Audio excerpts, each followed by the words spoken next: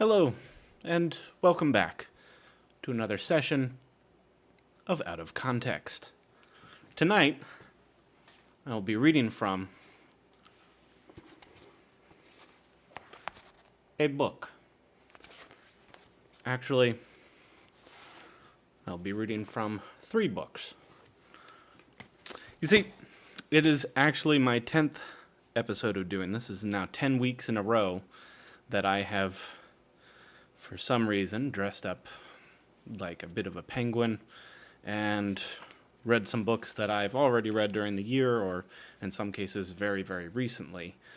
So I thought, what better way to celebrate that than to see just how long I could actually read before, I guess with the alcohol, before I pass out or something along those lines. So I'm going to read for about an hour from each one of these books. These are books that I've read recently. I will tell you about them after we get through. I actually haven't decided. I might tell you about them after I get through the first one, but I don't know. You guys can let me know. As usual, I will be having a drink. I'm not going to have any of the eggnog that my grandfather made last week, because that was a bit more powerful than I thought it would be. Put this down here. And here we go. So here's that. A little bit of Jameson for fun.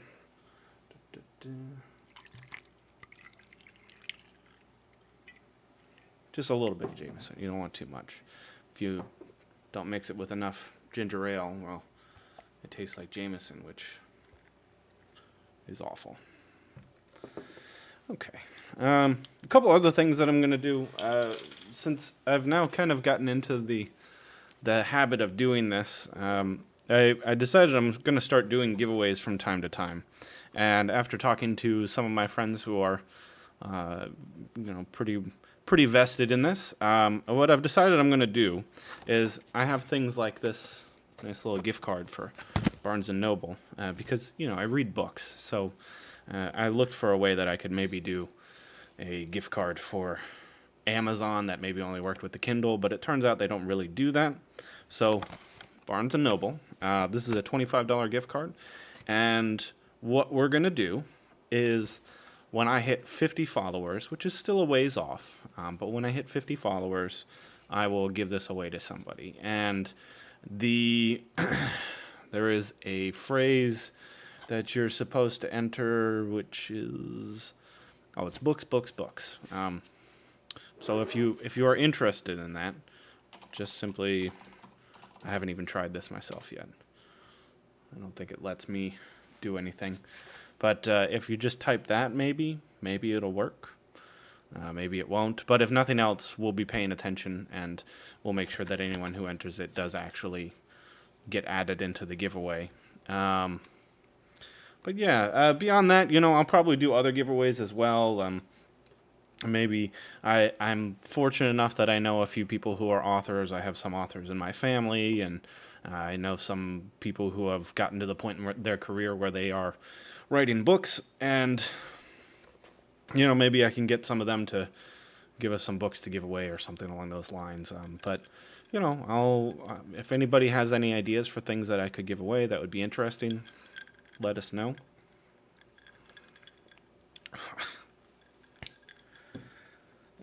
Every time. I forget every time what that's like. It's terrible. Okay. But yeah, I think that's it. I will say again, this is going to be probably upwards of 3 hours long tonight. There's no way that I make it through that drinking just alcohol, so I am going to be, hydrate. You must hydrate. I will periodically take a break and drink some water, and I have this feeling at some point my body is going to get very angry with me, and I might have to take a bathroom break or something, but you know what, we're just going to play it by ear. We're going to see how it goes. So I think that's enough talking. If you guys have any questions, let me know. But otherwise, I think it's time to start reading.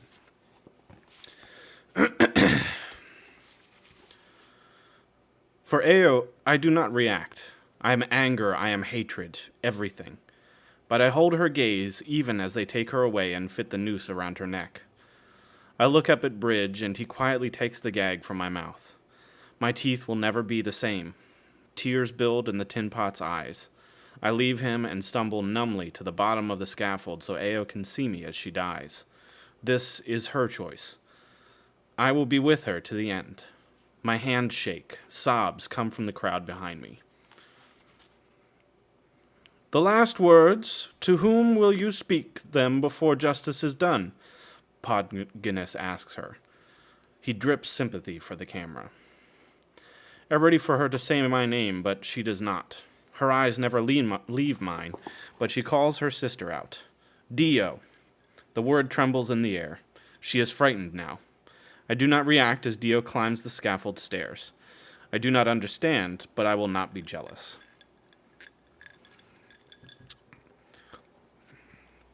This is not about me. I love her, and her choice is made. I do not understand, but I will not let her die knowing anything but my love. Ugly Dan has to help Dio climb the gallows. She's stumbling and senseless as she leans close to her sister. Whatever is said, I do not hear, but Dio lets loose a moan that will haunt me forever. She looks at me as she weeps. What did my wife tell her? Women are crying. Men wipe their eyes. They have to stun Dio to pull her away, but she clings to Ao's feet, weeping. There is a nod from the arch-governor, though he doesn't even care enough to watch as, like my father, Ao is hanged. Live for more, she mouths to me. She reaches into her pocket and pulls out the Hemenethus I gave her. It is smashed and flat. Then loudly she screams to all those gathered, "Break the chains!" The trapdoor beneath her feet opens. She falls, and for one moment her hair hangs suspended above her head, a flourish of red. Then her feet scramble at air, and she falls. Her slim throat gags, eyes open so wide. If only I could save her from this, if only I could protect her. But the world is cold and hard to me. It does not bend as I wish it to bend. I am weak. I watch my wife die, and my Hemenethus falls from her hand. The camera records it all. I rush forward to kiss her ankle. I cradle her legs. I will not let her suffer. On Mars, there is not much gravity, so you have to pull the feet to break the neck. They let the loved ones do it. Soon, there is no sound, not even the creaking of the rope. My wife is too light. She was only just a girl. Then the thumping of the fading dirge begins. Fists on chests, thousands, fast like a racing heartbeat. Slower, a beat a second. A beat every 5, every 10. Then never again, and the mournful mass fades away like dust held in the palm as the old tunnels wail with deep winds. And the golds, they fly away.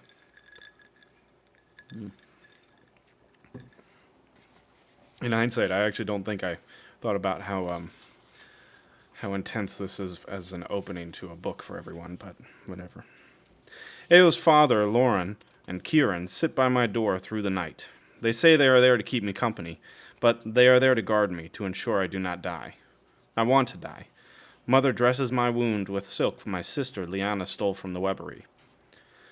Keep the nerve nucleic dry, or you will scar. What are scars? How little they matter. Ao will not see them, so why should I care? She will not run her hand along my back. She will never kiss my wounds. She is gone. I lie in our bed on my back so I can feel the pain and forget my wife, but I cannot forget. She hangs even now. In the morning I will pass her on the way to the mines. Soon she will stink, and soon she will rot. My beautiful wife shone too bright to live long. I still feel her neck cracking against my hands. They tremble now in the night. There is a hidden tunnel I carved in my bedroom long ago in the rock, so I could sneak out as a child.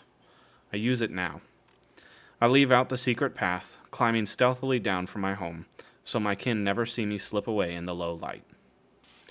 It is quiet in the township, quiet except for the HC, which makes my wife die to a soundtrack.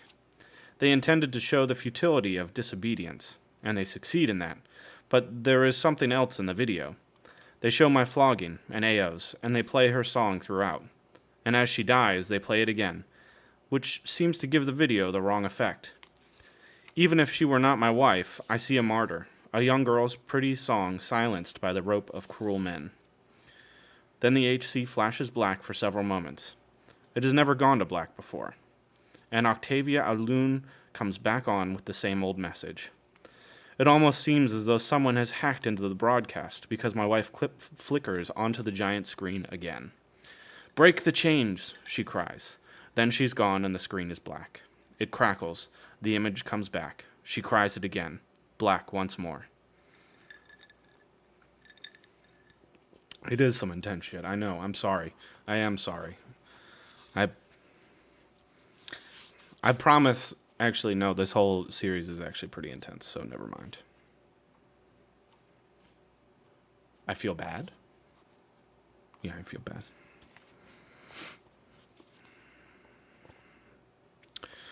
She cries again, black once more. Standard programming goes up. Then it cuts to her screaming one last time, and then there's me pulling her legs. Then static. The streets are quiet as I make my way to the common. The night shift will be returning soon. Then I hear a noise, and a man steps into the street in front of me. My uncle's face leers at me from the shadows. A single bulb hangs over his head, illuminating the flask in his hand and his tattered red shirt. "You are your father's son, little bastard, stupid and vain." My hands clench. "Come to stop me, uncle?" He grunts. "Couldn't stop your father from killing his bloody self, and he was a better bloody man than you. More restraint in him." I step forward. "I don't need your permission." "Nay, you little squabber, you don't." He runs a hand through his hair. "Don't do what you're gonna do, though. It'll break your mother. You might think she didn't know you'd slip out. She did. Told me so. Said you were gonna go die like my brother, like your girl. If mother knew, she would have stopped me. Nah. She lets us men make our own mistakes, but this ain't what your girl would have wanted." I point a finger at my uncle. "You don't know a thing, not a thing about what she wanted." Ao said I wouldn't understand being a martyr. I will show her I do. "Righto," he says with a shrug. "I'll walk with you then, since your head is full of rocks." He chuckles. "We lambdas do love the noose." He tosses me his flask, and I fall into tentative step beside him.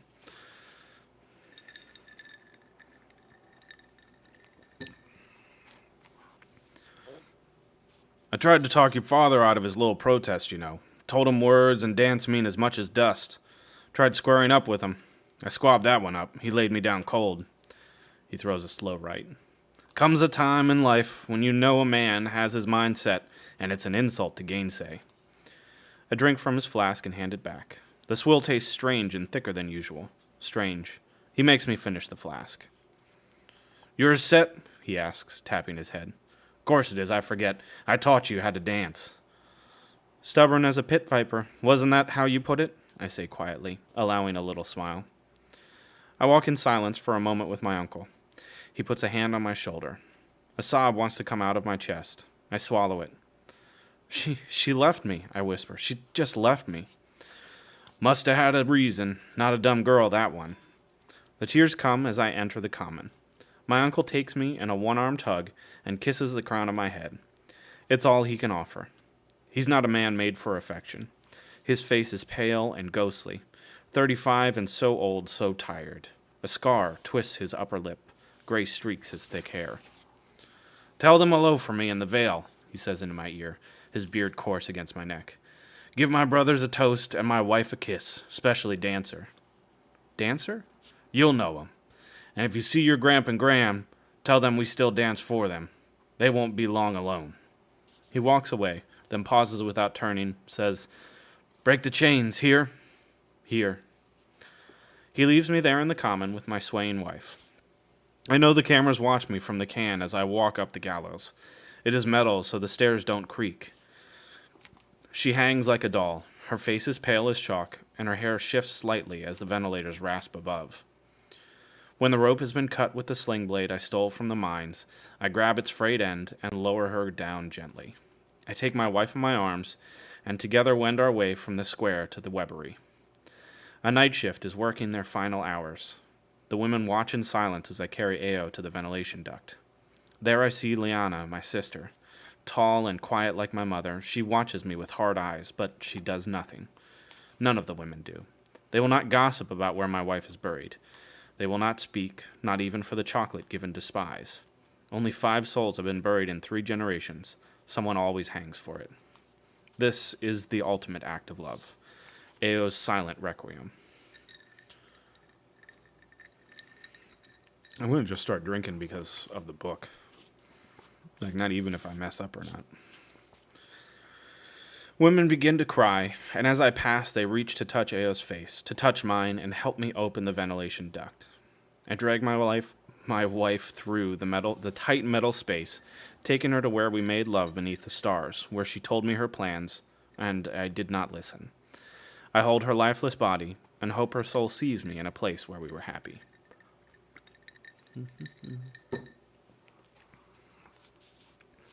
I dig a hole near the base of a tree. My hands, covered with the dirt of our land, are red like her hair as I take her hand and kiss her wedding band. I place the outer bulb and the hemanthius atop her heart, and take the inner and put it near my own.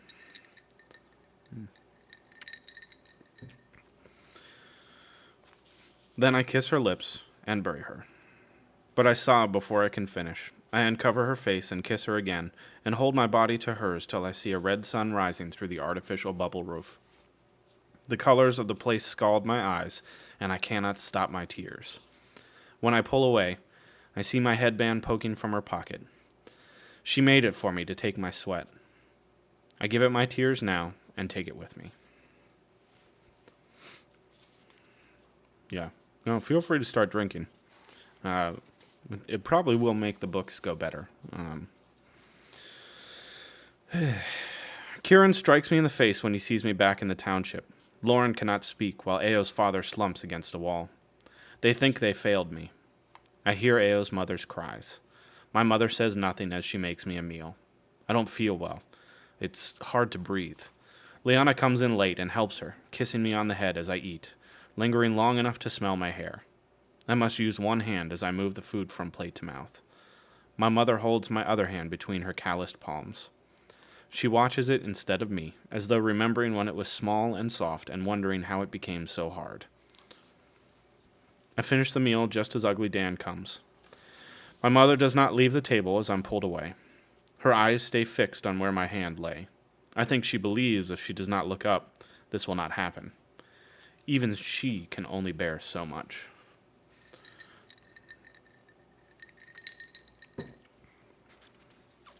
They will hang me before a full assembly at 9 a.m. I'm dizzy for some reason. My heart feels funny, slow. I hear the archgovernor's words to my wife echo. Is that all your strength? My people sing, we dance, we love. That is our strength, but we also dig, and then we die. Seldom do we get to choose why. That choice is power. That choice has been our only weapon, but it is not enough. They give me my last words. I call Dio up. Her eyes are bloodshot and swollen. She's a fragile thing, so unlike her sister. What were Eo's last words? I ask her, though my mouth moves slowly, oddly. She glances back to Mother, who finally followed me, but now shakes her head. There is something they are not telling me, something they don't want me to know. A secret held back, even though I am about to die. She said she loved you. I don't believe her, but I smile and kiss her forehead. She can't handle more questions, and I'm dizzy.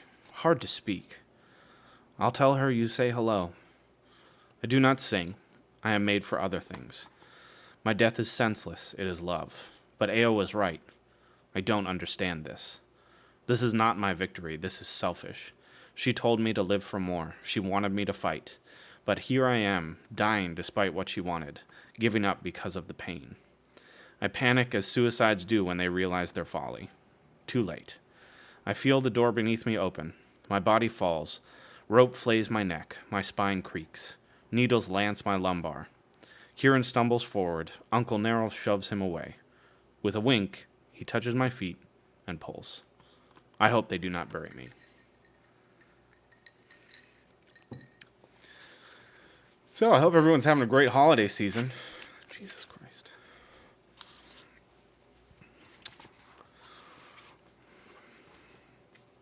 I do not see Eo in death, My kin believe we see our loved ones when we pass on. They wait for us in a green vale where wood fire smoke and the scent of stews thicken the air. There is an old man with dew on his cap who makes safe the vale, and he stands with our kin waiting for us along a stone road beside which sheep graze. They say the mist there is fresh and the flowers sweet, and those who are buried pass along the stone road faster. But I do not see my love. I do not see the vale. I see nothing but phantom lights in the darkness. I feel pressure, and I know, as would any miner, that I am buried beneath the earth. I loose a soundless scream. Dirt enters my mouth. Panic fills me. I cannot breathe, cannot move. The earth hugs me till finally I claw my way free, feel air, gasp oxygen, pant, and spit dirt. Yes, 2 deaths in 20 minutes. Wait. Yes. I'm not sure it's a record, Cassie. I don't think 2 deaths in 20 minutes is a record. I'm pretty sure that a lot more people have died in 20 minutes than 2. Yes. Although I guess probably what you'll say next is yes, but maybe not, as we're read on air by some dude in a bow tie. And fair. Fair. I guess that is how most people get Guinness World Records these days, right? Get as specific as possible. It is minutes before I look up from my knees. I crouch in an abandoned mine, an old tunnel long deserted but still connected to the ventilation system. It smells of dirt. A single flare burns beside my grave, splaying weird shadows over the walls. It singes my sight, like the sun did as it rose over Ao's grave. I'm not dead. The realization takes longer in coming than one might have thought, but there's a bloody wound around my neck where the rope cut the skin. There's dirt in the lashes on my back. Still, I'm not dead. Uncle Nero didn't pull my feet hard enough, but surely the tin pots would have checked unless they were lazy. Not a stretch to think that, but something else is at play. I was too woozy when I walked to the gallows. I feel something in my veins even now, a lethargy as though I've been drugged. Nero did this. He drugged me. He buried me, but why? And how would he escape being caught when he pulled my body down? When a low rumbling comes from the darkness beyond the flare, I know I will have answers. A tumbler, like a metal beetle on 6 wheels, crawls over the crest of a long tunnel. Its front grille hisses steam as it comes to a stop in front of me. 18 lights singe my vision. Shapes exit the sides of the vehicle, cutting across the glare of the headlights to grab me. I'm too stunned to resist. Their hands are calloused like miners, and their faces are covered with October-knocked demon masks. Yet they move me gently, guiding instead of forcing me into the tumbler's hatch. Inside the tumbler, the globe light is red and bloody.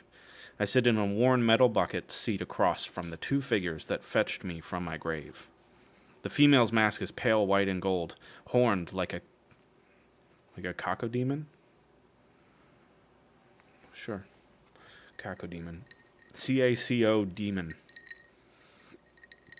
I think that's a made-up word. Which I suppose is fair. I mean, it's fiction, so they can make up words if they want.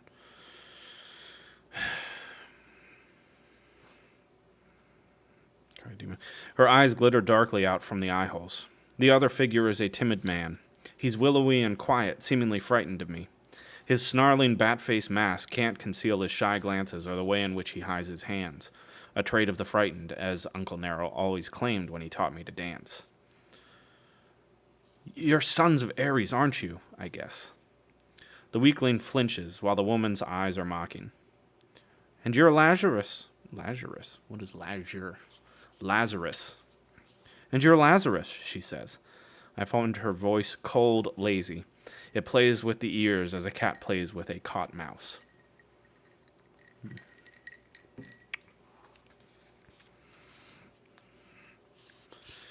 I am Darrow. Oh, we know who you are. Don't tell him anything, Harmony, the weakling gibbers. Dancer didn't tell us to discuss anything with him till we get home. Thank you, Ralph. Harmony sighs at the weakling and shakes her head. After realizing his error, the weakling shifts uncomfortably in his bucket seat, but I've stopped paying him any mind. Here, the woman is king.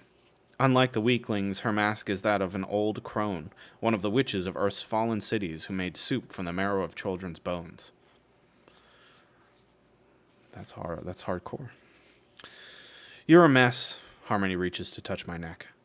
I grab her hand and squeeze. Her bones are brittle as hollow plastic in a helldiver's hand. The weakling reaches for his thumper, but Harmony motions him to calm down. Why am I not dead? I ask. After the hanging, my voice is like gravel dragged over metal. I don't know how to make that noise, so I'm just going to mess up a lot when I read his stuff. Because Ares has a mission for you, little helldiver. She winces as I squeeze her hand. Ares. My mind flashes to images of bomb blasts, disembodied limbs, chaos. Ares. I know what sort of mission he'll want. I'm too numb to even know what I'll say when he asks. My mind is on Ao, not this life. I am a shell. Why could I not have stayed in the ground? May I have my hand back now? Harmony asks. If you take off your mask, otherwise I'm keeping it.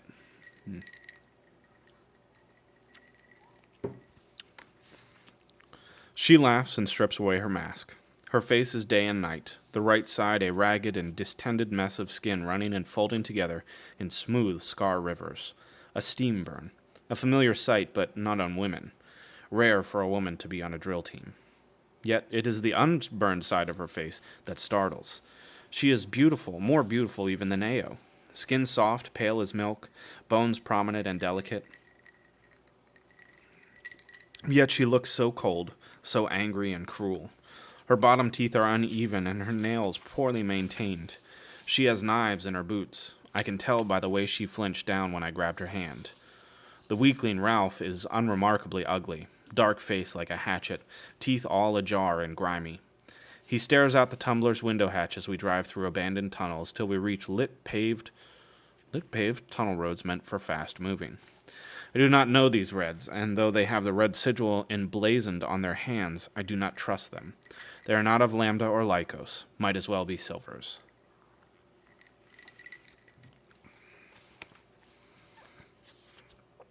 Eventually, I glimpse other utility vehicles and tumblers at the hatch. I don't know where we are, yet that bothers me less than the swelling sadness in my chest. The farther we ride and the more time I'm given to my thoughts, the worse the pain becomes. I finger my wedding band. Ao is still dead. She's not waiting for me at the end of this ride. Why did I survive when she did not? Why did I pull her feet so hard? Could she have lived too? My guts feel like a black hole. A terrible weight compresses my chest, and I ache to just jump from the tumbler into the path of a utility vehicle. Death is easy when you've already tried to find it. But I don't jump. I sit with Harmony and Ralph. Ao wanted more from me. I clenched the scarlet headband in my fist. The tunnel road widens slightly when we come to a checkpoint manned by dirty tin pots and worn-down gear. The electric gate isn't even charged. They let the tumbler ahead of us through after scanning the panel on its side. Then it's our turn, and I'm shifting uncomfortably in my seat right along with Ralph. Harmony chuckles disdainfully as the gray-haired tin pot scans the side of the tumbler and waves us through the gate. We have a passcode, no brains and slaves. Mine tin pots are idiots. It's the gray elites or the obsidian monsters you watch out for, but they don't waste their time down here. I'm trying to convince myself that this is all not some gold trick, that Harmony and Ralph are not enemies when we pull off the main tunnel road into a cul-de-sac of utility warehouses, not much larger than the common. Harsh sulfur lights hang down from utility fixtures. Half the bulbs are burned out. One flickers on and off above a garage near a warehouse marked with a queer symbol done in strange paint. We steer into the garage. The door closes, and Harmony motions for me to get out of the tumbler. Home sweet home, she says. Now time to meet Dancer. So, couple probably important story pieces if you haven't picked up on them already. You'll notice that there's been some mentions of things like the reds and the silvers and the golds. Without giving away too much for the plot, these are best thought of as classifications. Do I have to take a drink if I mess up when I'm just talking? Maybe I should. They're best thought of as like classes or castes for people. The reds are the lowest one. And I think that's all I should really tell you for now. But let's see here. 35. Okay. I'm going to skip ahead to the second part of this. that I wanted to read. And we're going to go for a little while longer. Ah. Wait, you haven't been able to find it by Googling? Interesting. That's inconceivable. By the way, I'm very happy about this. This is my new favorite bookmark. Helping introverts avoid conversations since 1454. That's a ostrich. Yeah. I have a lot of bookmarks. I don't know why. I even have one. Like here, I have one around here. This is a bamboo bookmark, which is actually split a little bit, which is sad, but you know. Let's see here. I'm trying to think. I'll take a little gulp of water.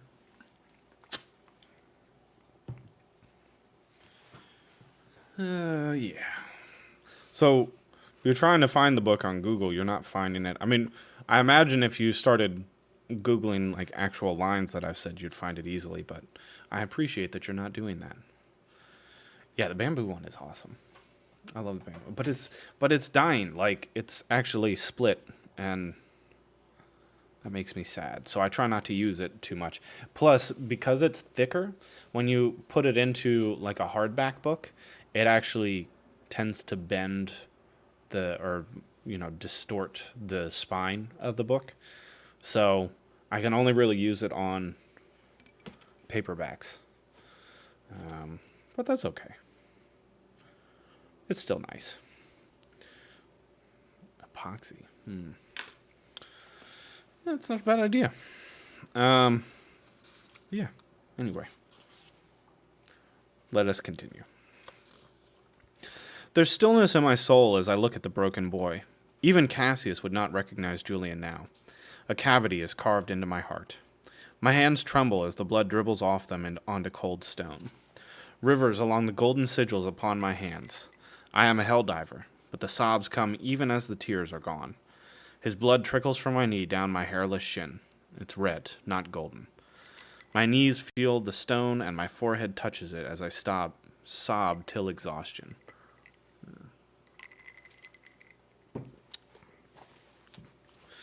When I look up, he is still dead. This wasn't right. I thought the society only played games with its slaves. Wrong. Julian didn't score like I did on the tests. He wasn't as physically capable as I, so he was a sacrificial lamb. 100 students per house, and the bottom 50 are only here to be killed by the top 50. This is just a bloody damn test for me. Even the family Bologna, powerful as they are, could not protect their less capable son, and that is the point. I think I had to drink twice for that. Ooh, it's so terrible. Why does it never get better?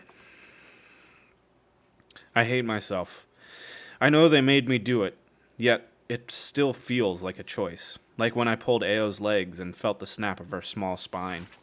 My choice. But what other choice was there with her? With Julian? They do this to make us wear the guilt.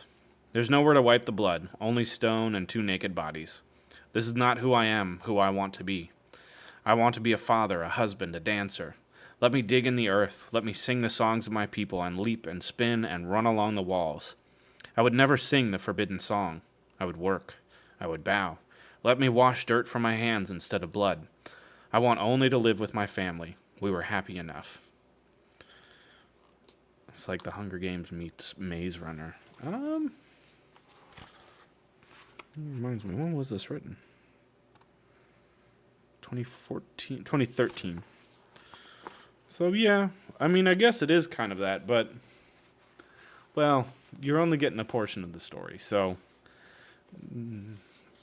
I'll talk about it later. You still got to tell me if I should talk about what these are after I finish reading from this first book, or if I should wait until I get all 3, because I can't make up my mind.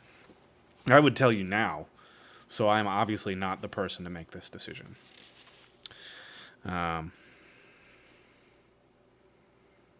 We were happy enough.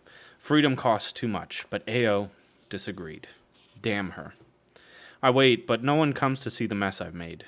The door is unlocked. I slip the golden ring over my finger after I close Julian's eyes and walk naked into the cold hall. It is empty. A soft light guides me up never-ending stairs. Water drips from the subterranean tunnel's ceiling. I use it to try to clean my body, but all I do is lather the blood into my skin, thinning it. I am drinking Jameson and ginger ale because, frankly, it's cost effective.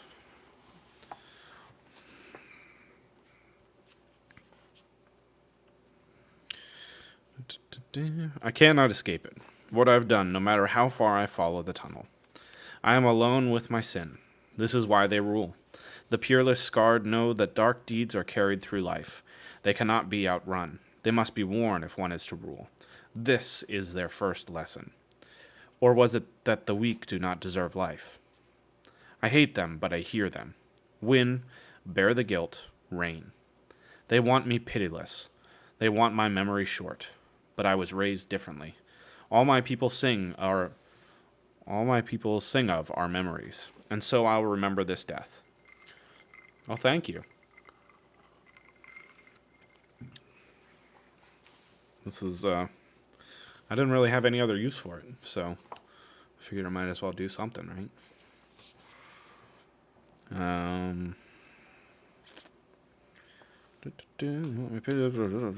All my people sing of our memories, and so I will remember this death. It will burden me as it does not burden my fellow students. I must not let that change. I must not become like them. I'll remember that every sin, every death, every sacrifice is for freedom. Yet now I'm afraid. Can I bear the next lesson?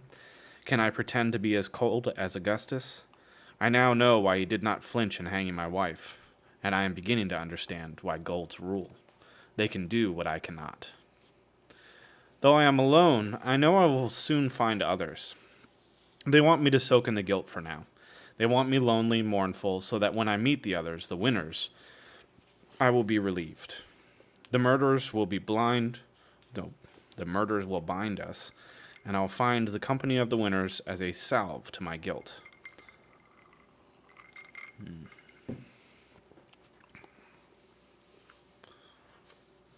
I do not love my fellow students, but I will think I do. I will want their comfort, their reassurances that I am not evil, and they will want the same. This is meant to make us a family, one with cruel secrets. I am right. My tunnel leads me to the others. I see Roque, the poet, at first. He bleeds from the back of his head. Blood is slick on his right elbow. I don't think him capable of killing. Whose blood? His eyes are red from crying.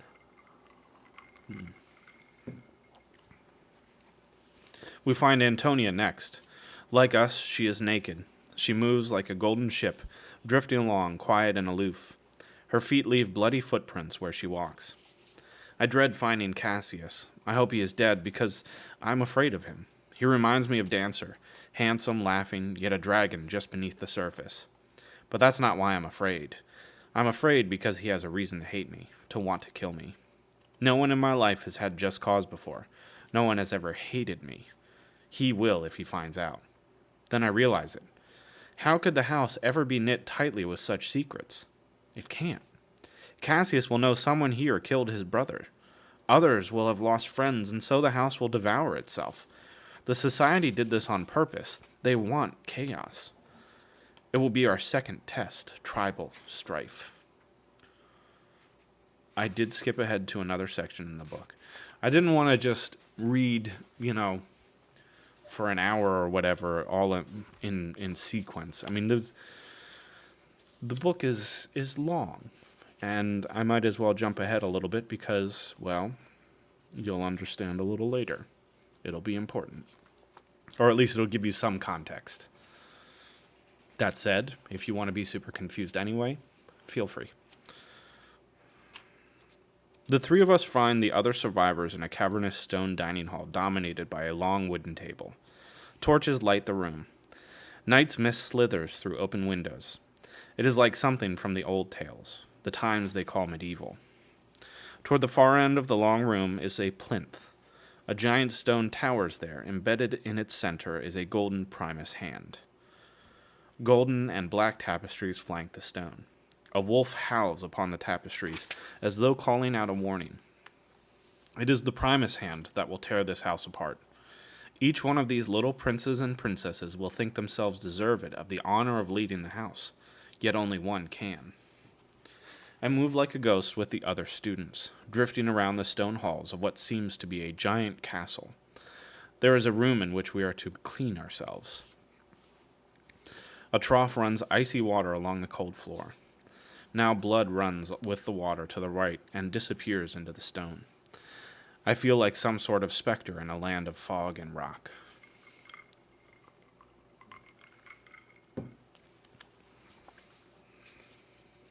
Black and gold fatigues are laid out for us in a relatively barren armory. Each student finds the fatigue bundle tagged with his or her name. A golden symbol of a howling wolf marks the high collars and sleeves of our clothing.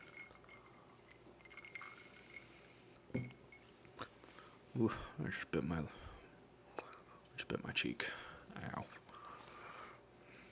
I take my clothing with me and dress alone in some storage room. There I fall into the corner and sit, silent. This place is so cold and quiet, so far from home. Roke finds me. He's striking in his uniform, lean like a strand of golden summer wheat, with high cheekbones and warm eyes, but his face is pale. Congratulations, Cassie.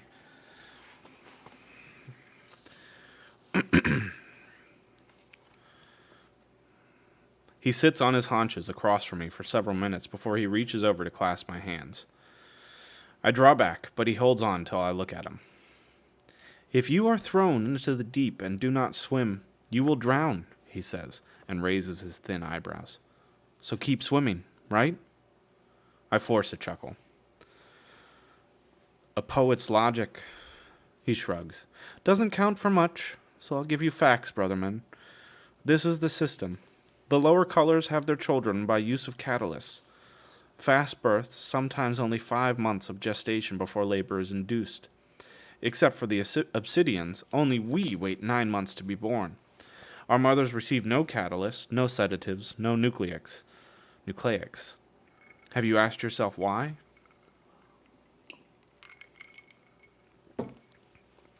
So the product can be pure. Jesus, come on. I should get one of those, like, those beer hats, so I don't have to pause as much. I can just... It'd be nice. Maybe I can get some into my... No, that's not a good idea. It's a real pipe, so that would be disgusting. It's got like a lot of charcoal in it and everything. Have you asked yourself why? So the product can be pure, and so that nature is given a chance to kill us. The Board of Quality Control is firmly convinced that 13.6213% of all gold children should die before 1 year of age. Sometimes they make reality fit this number. God damn it. He splays out his thin hands. Why? Because they believe civilization weakens natural selection. They do nature's work so that we do not become a soft race. The passage, it seems, is a continuation of that policy. Only we were the tools they used. My victim was, bless his soul, a fool. He was from a family of no worth, and he had no wits, no intelligence, no ambition. He frowns at the words before sighing. He had nothing the board values. There is a reason he was to die. Yes, 2 more hours. Actually, it's more than 2 more hours. But it's close enough. Was there a reason Julian was to die? Roke knows what he does because his mother is on the board. He loathes his mother. Fuck me.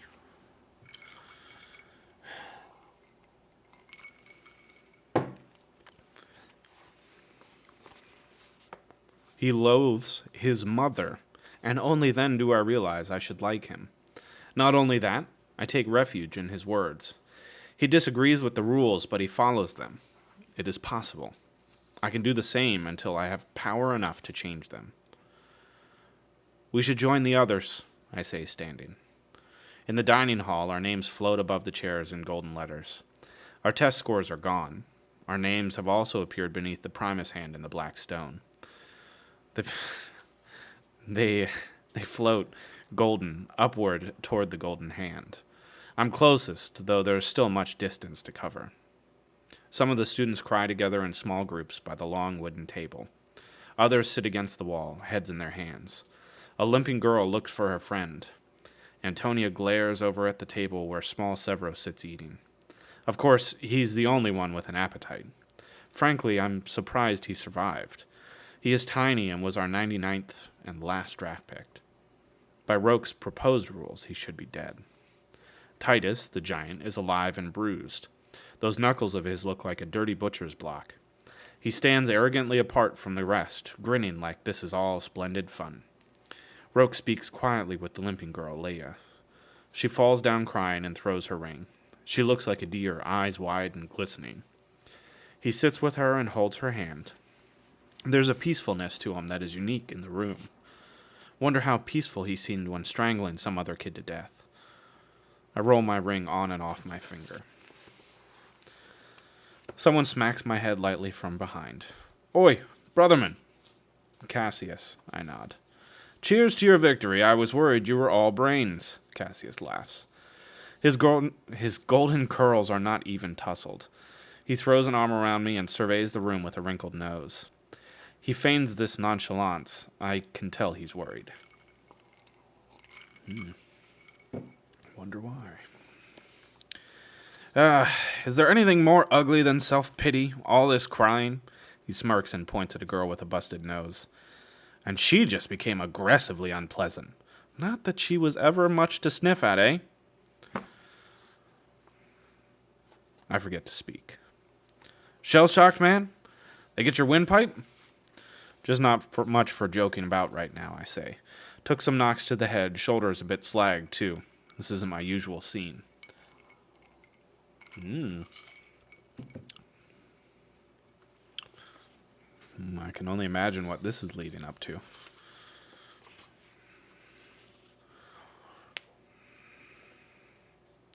Shoulder can be fixed straight off. Let's get it back in the socket. He casually grips my dislocated shoulder and jerks it into its socket before I can protest. I gasp in pain. He chuckles. Prime. He slaps me on the same shoulder. Help me out, won't you?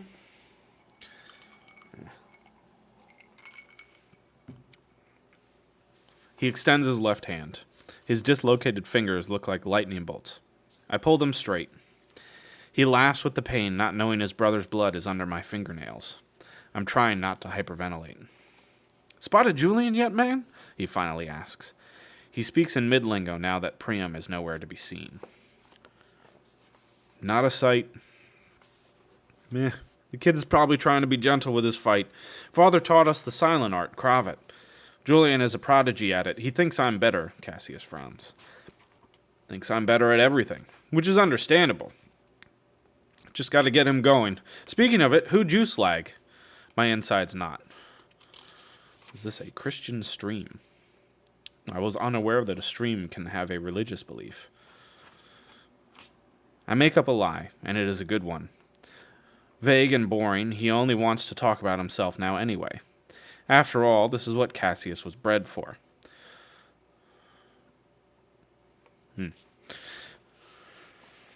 There are roughly 15 kids who have the same quiet gleam in their eye. Not evil, just excited. And those are the ones to watch, because they're the born killers. Looking around, it's easy to see that Roke was right. There weren't many tough fights. This was forced natural selection. Bottom of the heap getting slaughtered by the top. Hardly anyone is severely injured except a couple of small low drafts. Natural selection sometimes has its surprises. Cassius's fight was easy, he says. He did it right and fair and quick. Crushed the windpipe with a blade jab 10 seconds into squaring up. Caught his fingers oddly, though. Prime. I've made a corpse of the best killer's brother. Dread creeps into me to make a home. Why am I reading this? I'm reading this because I like reading, because I read it, well, now a few weeks ago. I don't know, something to do. Cassius grows quieter when Fitchner saunters in and orders us to the table. One by one, the 50 seats fill, and bit by bit, his face darkens as each chance for Julian to join the table disappears. When the last seat fills, he does not move. It is a cold anger that radiates. Not hot as I thought it would be. Antonia sits across from us, opposite me, and watches him. Her mouth works, but she says nothing.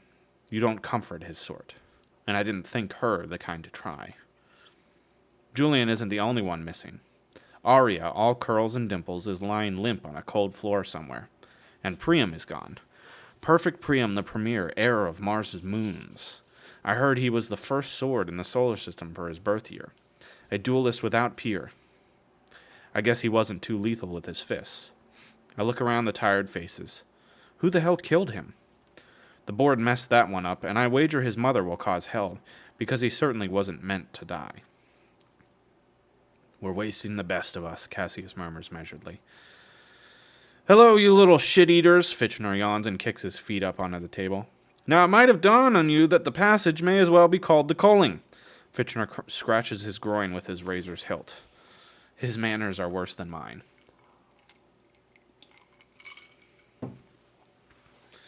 And you may think it a waste of good golds, but you're an idiot if you think 50 children make a dent in our numbers. There are more than 1 million golds on Mars, more than 100 million in the solar system. Not all get to be peerless scarred, though, eh? Now, if you still think this was vile, consider that the Spartans would kill more than 10% of all children born to them. Nature would kill another 30. We are gory humanitarians in comparison. Of the 600 students that are left, most were in the top 1% of applicants. Of the 600 that are dead, most were in the bottom 1% of applicants. There was no waste. That's pretty much done. He chuckles and looks around the table with a surprising amount of pride. Except for that idiot Priam. Yeah, there's a lesson for you lot. He was a brilliant boy, beautiful, strong, fast, a genius who studied day and night with a dozen tutors, but he was pampered. And someone, I won't say who, because that'd undermine the fun of this whole curriculum, but someone knocked him down onto the stone and then stomped on his trachea till he died. He puts his hands behind his head. Now, this is your new family, House Mars, one of 12 houses. No, you are not special because you live on Mars or in House Mars. Those in House Venus on Venus are not special. They merely fit the house. You get the flow. After the Institute, you're looking for apprenticeships, hopefully with the families Bologna, Augustus, or Arcos, if you want to do me proud. Prior graduates from House Mars may help you find these apprenticeships, may offer you apprenticeships of their own, or maybe you'll be so successful that you don't need anyone's help. But let us make it crystal. Right now you are babies, stupid little babies. Your parents handed you everything. Others wiped your little asses, cooked your food, fought your wars, tucked your little shiny noses in at night. Rusters dig before they get a chance to screw. They build your cities and find your fuel and pick up your shit. Pinks learn the art of getting someone's jollies off before they even need to shave. Obsidians have the worst gory life you can imagine. Nothing but frost and steel and pain. They were bred for their work, trained early for it. All you little princelings and princesses have had to do was look like little versions of mommy and daddy and learn your manners and play piano and equestrian and sport. But now you belong to the Institute, to House Mars, to the Prefecture of Mars, to your color, to the society, blah, blah, blah. Fitchner's smirk is lazy. His veiny hand rests on his paunch. Tonight you finally did something yourselves. You beat a baby just like you. But that's worth about as much as a pink whore's fart. Our little society balances on the tip of a needle. The other colors would rip your gory damn hearts out given the chance. And then there's the silvers, the coppers, the blues. You think they'd be loyal to a bunch of babies? You think the obsidians will follow little turds like you? Those baby stranglers would make you their little cuddle slaves if they saw weakness. So you must show none. So what? The Institute is supposed to make us tough? Huge Titus grunts. No, you colossal oaf. It's supposed to make you smart, cruel, wise, hard. It's supposed to age you 50 years and 10 months and show you what your ancestors did to give you this empire. May I continue? He blows a gum bubble.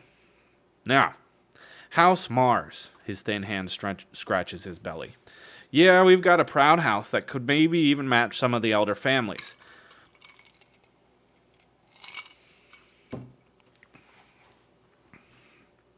We've got politicos, praetors, and Justicar, the current arch-governor of Mercury and Europa, a tribune, dozens of praetors, 2 justices, an imperator of a fleet. Even Lorna Arcos of the family Arcos, third most powerful family on Mars, for those not keeping track, maintains his bonds with us. All those high-ups are looking for new talent. They picked you from the other candidates to fill the roster.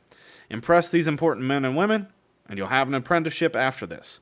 Win, and you'll have your pick of apprenticeships within the house or an elder family. Maybe even Arcos himself will want you. If that happens, you'll be on the fast track to position, fame, and power. I lean forward. But win? I ask. What is there to win? He smiles.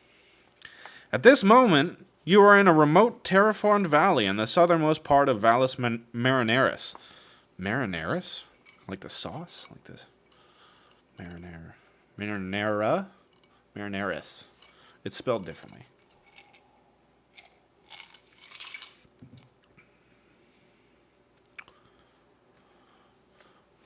$10 for create a description for the channel. Let me see here. To be honest, but it's cool. You should probably make a profile text. I probably should make a profile text. I've actually been talking to somebody to try and get a logo made for this sort of thing because I call it out of context, right? So I guess maybe in a poor judgment call, I've been waiting until that was done to kind of move on doing the marketing side of things, since that's really what that is. It's marketing. But yeah. Well, I'll tell you what, you don't need to donate $10. I'll definitely just take your advice and I'll make a description. But yeah, I appreciate it. And hey, if you really do like it, feel free to follow. Although I think you might have just done that. I am also, when I get to 50 followers, I've decided I'm going to give away stuff, including got a $25 gift card here. So yeah, but thanks. I appreciate the suggestion. That's nice. Now I got to remember where I was. It's not very smart. That's on me. It's not on you. It's on me. Let's see here. At this moment, you are in a remote terraformed valley in the southern Marfire. Yeah, Marinaris, that's right. In this valley, there are 12 houses and 12 castles. After orientation tomorrow, you will go to war with your fellow students to dominate the valley by any means at your disposal. Consider it a case study in gaining and ruling an empire. There are murmurs of excitement. It is a game, and here I thought I would have to study something in a classroom. And what if you are Primus of the winning house? Antonia asks. She twirls a finger through her golden curls. Then welcome to glory, darling. Welcome to fame and power. So, I must be Primus. We eat a plain dinner. When Fitchner leaves, Cassius stirs, his voice coming cold and filled with dark humor.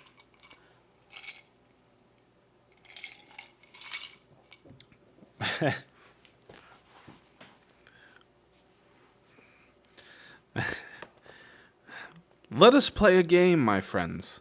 We will each say whom we killed. I will start. Nexus Alcilentus. I knew him when we were children, as I know some of you. I broke his trachea with my fingers. No one speaks. Come now, families should not keep secrets. Still, no one answers. Severo is the first to leave, making his derision for Cassius's game clear. First to eat, first to sleep. I want to follow. Instead, I make small talk with Peaceful Roke and Massive Titus after Cassius gives up on his game and retires as well. Titus is impossible to like. He's not funny, but everything is a joke to him. It's like he's sneering at me, at everyone, even though he is smiling.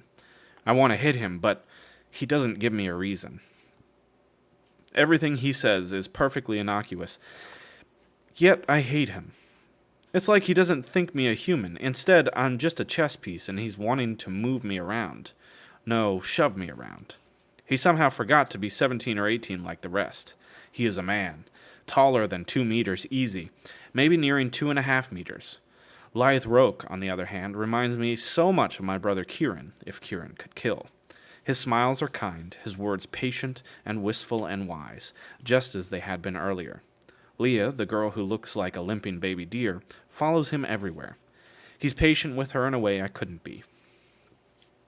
Late in the night, I look for the places where the students died. I cannot find them. The stairs no longer exist. The castle has swallowed them. I find rest in a long dormitory filled with thin mattresses. Wolves howl from the shifting mists that cloak the highlands beyond our castle. I find sleep quickly. Okay.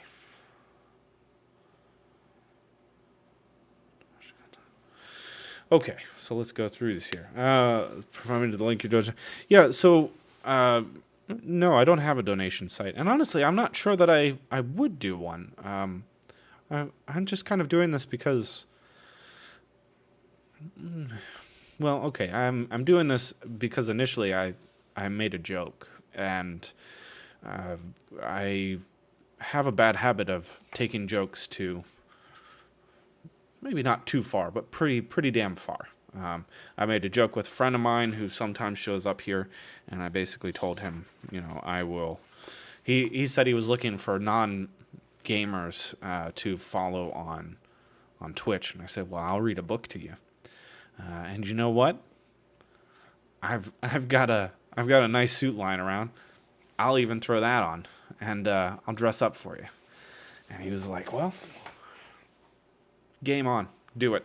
So yeah, I hadn't really thought of maybe getting any kind of donations or anything like that. I'm not really sure that I need to, but I don't know.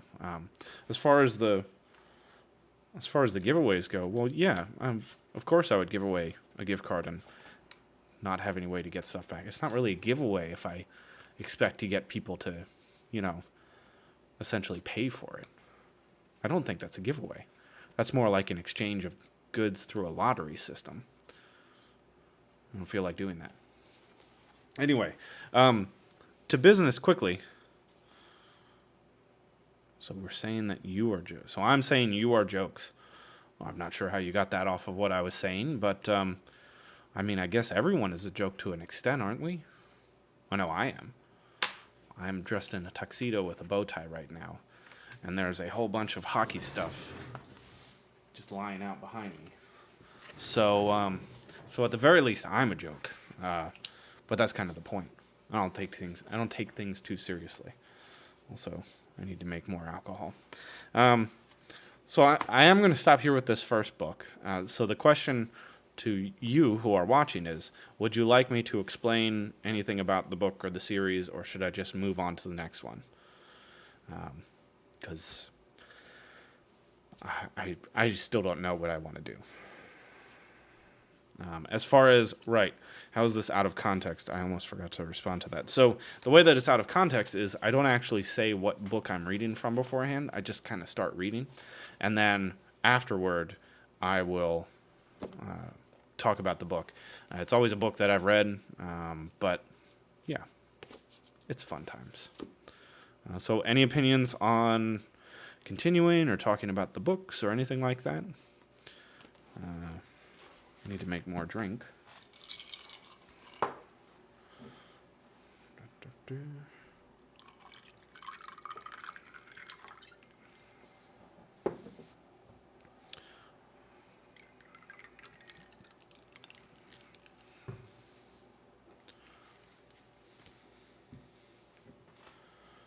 Okay. Hydration. Have I read the whole series? Well, so originally, yes. But I have been informed after reading the first 3 that now there are apparently some additional books that have been made. So no, I don't think I can actually say that I've read the whole series anymore. It's just that when you look at them, so like the one book here, it says, part of the blank trilogy, right? So at one point it was a trilogy and I had read everything. But now I think there's 5 books, maybe even 6.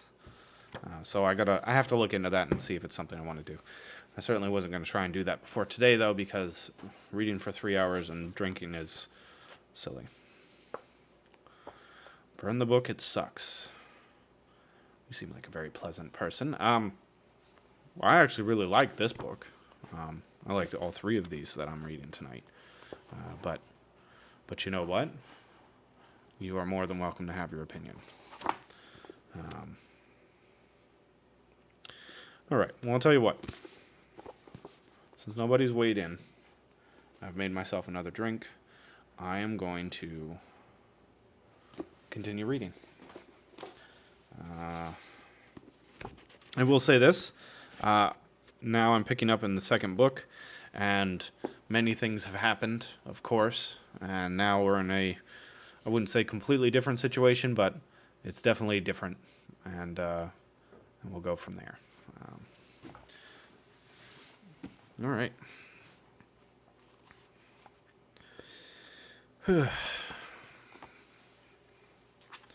Tonight, I killed 2,000 of humanity's great. Yet I walk with them now, untouched by decadence and condescension as never before. Pliny's arrogance raises none of my blood.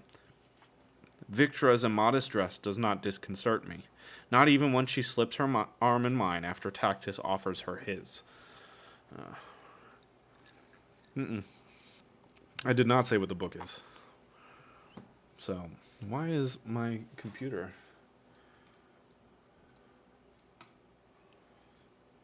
freaking out?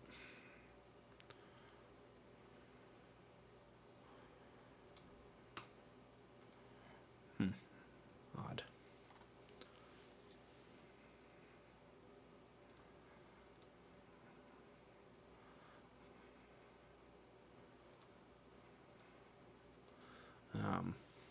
Sorry, I don't know why it's doing that. Cassie, do you want me to say what the book is? I figured I wouldn't say what the book is and instead would just keep going and then say what they are at the end, but I'm okay with doing it now.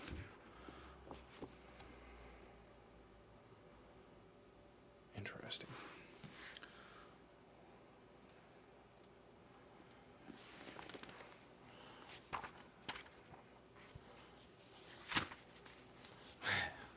Of course we're back to killing.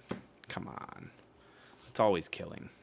And what did I say? I said earlier, I thought that more deaths have been caused in shorter time.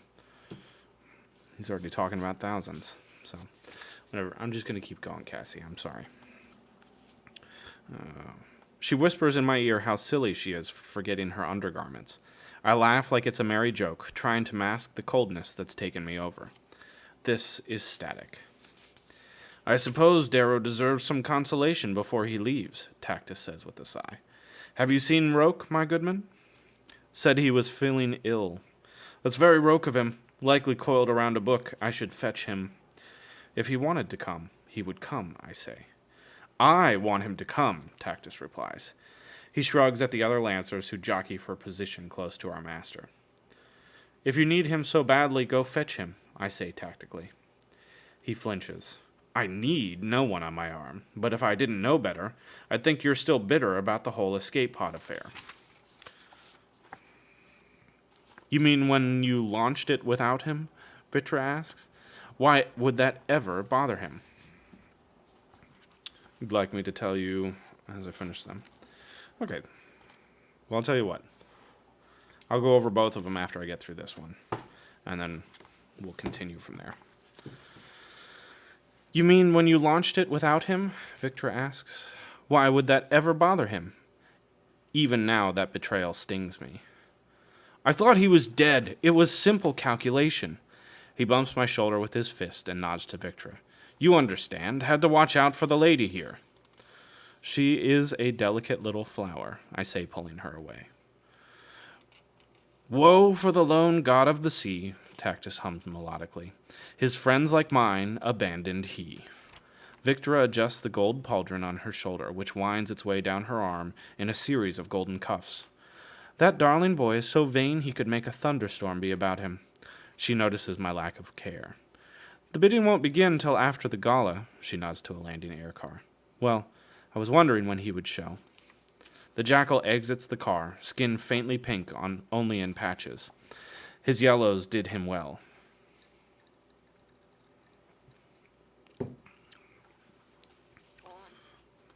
He bows faintly to his father, ignoring the murmurs of the aides. Father, he says, I thought it fitting if the family Augustus arrived at the gala with at least one of your children. We must present a united front, after all. Adrius, Augustus eyes his son for something to criticize. I wasn't aware you enjoyed banquets these days. I'm not sure the fare will be to your liking. The jackal laughs theatrically. Perhaps that is why my invitation was not delivered. Or was it the furor over the terrorist attacks? No matter. I am here now, and ever eager to attend your side. The jackal falls in, smiling broadly to all, knowing his father will never escalate family quarrels in public. He offers me a particularly sinister sneer, one others see and shrink away from. All stage. Shall we?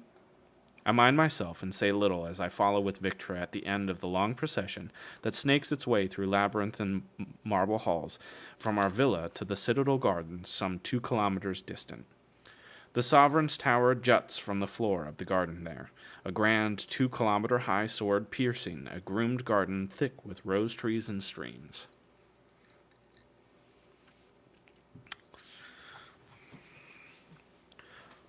Water runs through the garden in 1,000 winding paths. Babbling brooks with colored fish lead to quiet lagoons where carved pink mermaids swim under flowing trees crawling with monkey cats. Rangy tiger lynx lounge below the boughs. Violets wander through these bright woods, flitting here and there like summer moths, their violins echoing in eerie concert. It is a picture of Bacchus's night gardens with the obscene sexuality the Greeks found so hilarious. Pixies would chuckle at that smut, but peerless do not. At least, not in public. We glimpse other processions through the trees. See their standards, great flashing things of moving fabric and metal. Our red and gold lion crest roars in silent challenge. A raven on a field of silver marks the passing of the family Falthe over a cobblestone bridge. We eye their lord and his lancers warily. As a matter of course, all carry razors, but other tech is forbidden. No data pads, no grab boots, no armor. This is a classical affair. The tower yawns above us. Purple, red, and green mosses climb the base of the great structure with vines of 1,000 hues, wrapping the glass and stone like the fingers of greedy bachelors around the wrist of a rich widow. 6 great lifts bear families skyward to the top of the tower.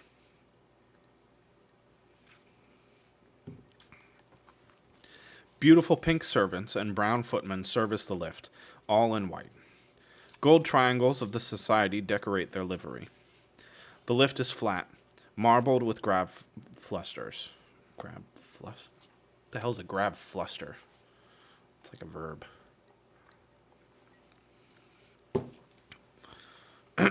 Marble with grab thrusters. It sits in the middle of a clearing where green grass flutters in the wind. Several coppers rush forward to talk with Pliny, who, as Politico, speaks on behalf of the arch-governor. There seems to be some confusion. The Falthe family files into the lift ahead of us. This is a social trap, Augustus mutters back to his favorite ward. Leto draws closer. The fools, see how they feign accident. Soon they will tell us we must use the lift with the Falthes, when instead they should grovel to have us go before them. Could it not be an accident? Leto asks. Not on Luna. Augustus crosses his arm. Everything is politics. The winds shift. They've been shifting for some time now, Augustus murmurs. His sharp face surveys his aides as if making an accounting of the razors we carry. Some wear them coiled at their sides. Others wear them around their forearms like I do with my borrowed blade. Tactus and Victra each use them as sashes.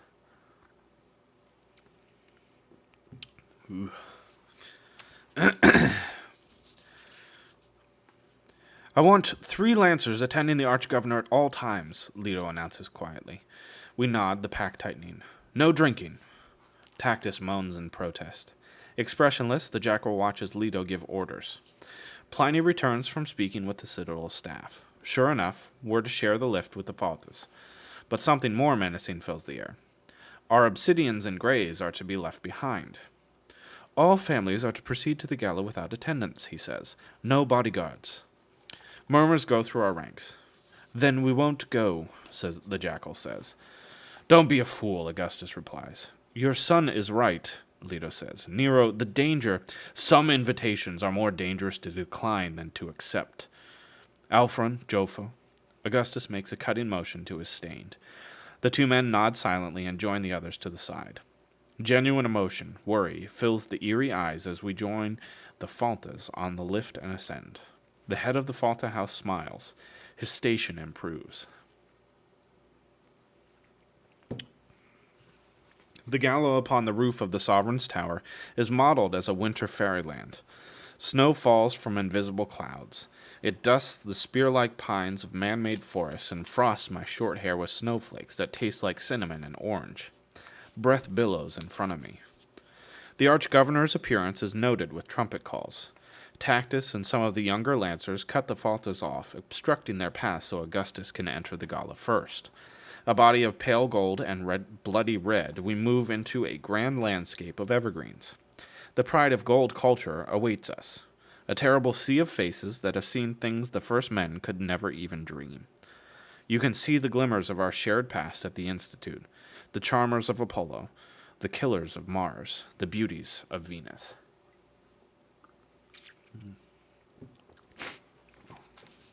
Beneath the spire, the citadel sprawls, and beyond those grounds glisten the cities with all their million lights. You would never guess that beneath the sea of twinkling jewels lurks a second city of filth and poverty, worlds within worlds. Try not to lose your head, Victor whispers to me, raking a clawed hand through my hair before going to speak with friends of hers from Earth. I walk toward our table. Great chandeliers hover overhead on small grav thrusters.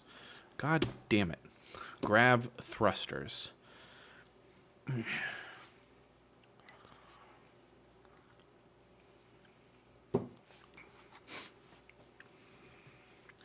Light sparkles. Dresses move like liquid around perfect human forms.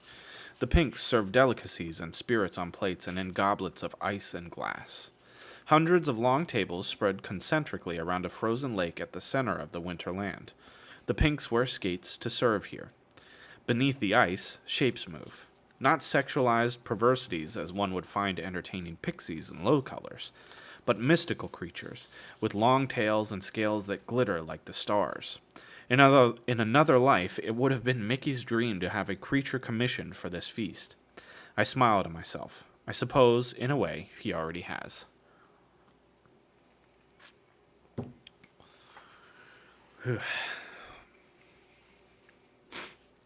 The tables are neither named nor numbered. Instead, we find our place as we see a great lion seated upon the center of our table, nearly motionless.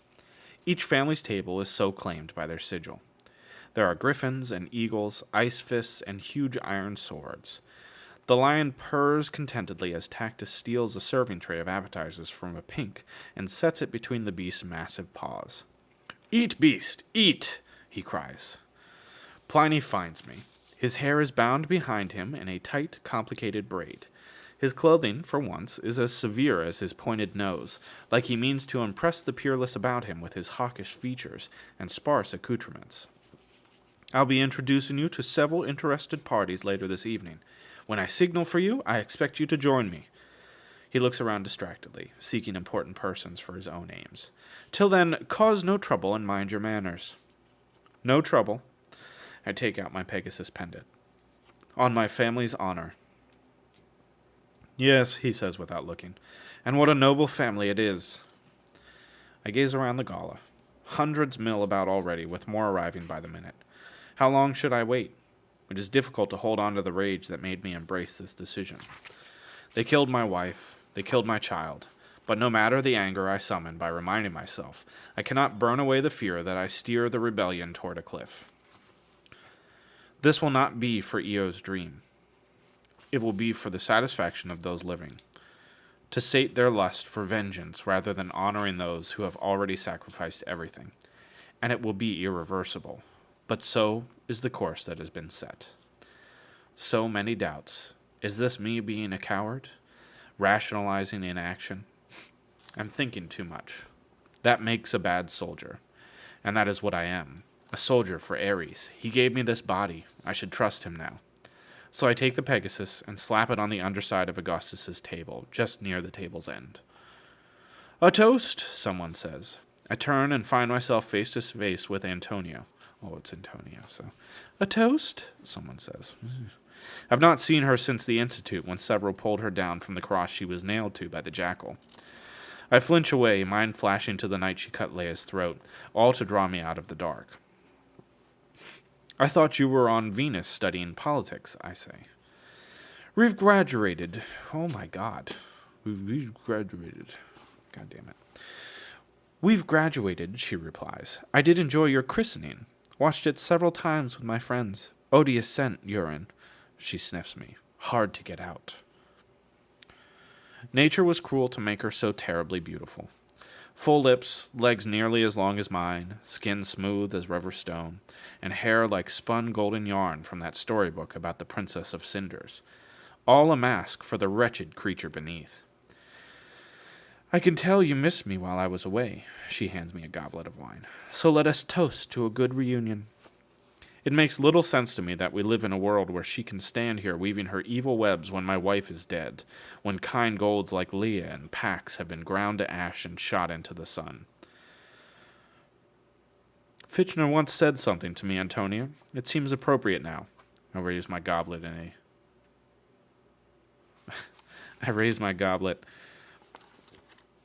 "Why do you have to say stuff like that, Cassie? Now I lost my place, and it's all your fault." I raise my goblet in a polite toast. "Oh, Fitchner," she says, her breast rising aggressively from her too-tight golden dress. "The bronze rodent has been making a name for himself here. Whatever did he say?" "A man can never miss chlamydia." I dump the wine out in front of her and push past. Ooh. Yeah, that's a good one. I like that. She grabs my arm and pulls me back to her, bringing me close enough that I feel the heat of her breath. "They're coming," she says. "The Bologna are coming for you. You should run now." She looks at my razor. "Unless you think you're good enough with that to beat Cassius in a duel." She releases me. "Good luck, Darrow. I will miss having an ape at the ball. More than Mustang will, at least." I pay no attention to her words and wander away, willing more houses to fill the gala so that I may end this soon. A house of praetors, quaestors. Fucking drink.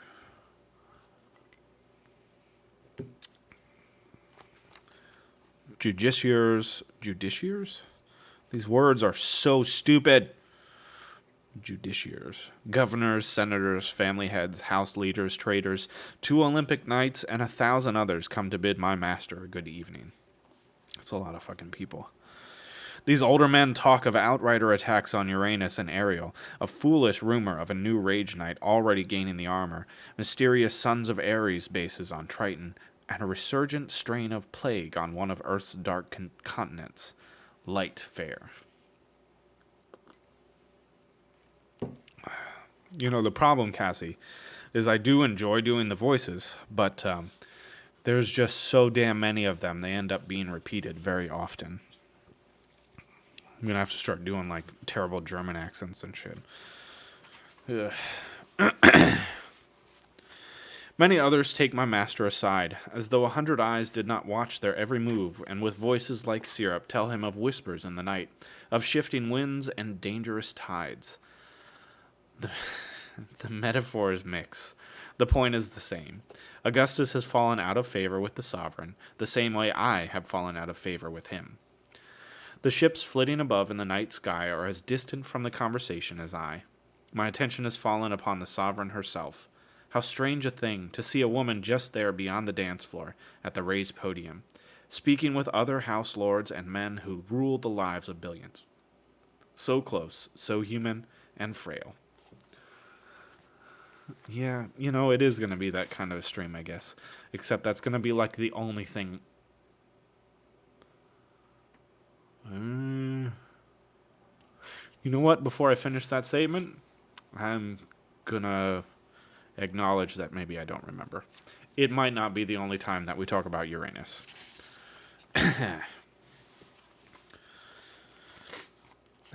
So close, so human, and frail. Octavia Alun stands with her coterie of women, the three Furies, sisters she trusts above all others. For her part, the sovereign is more handsome than beautiful, face impassive as a mountain's. Her silence is her power. I see her speech is seldom, but she listens. Always she listens to the words as the mountain listens to the whispering and screaming of wind through its crags around its peaks. I see a man standing alone near a tree. He's near as thick around as its trunk. I'm assuming that means it's a big tree. Because if it's like a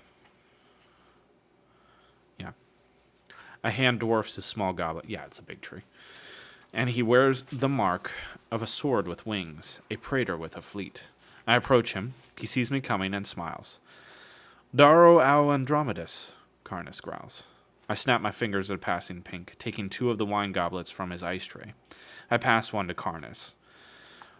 I thought that before you come to kill me, we might as well share a drink.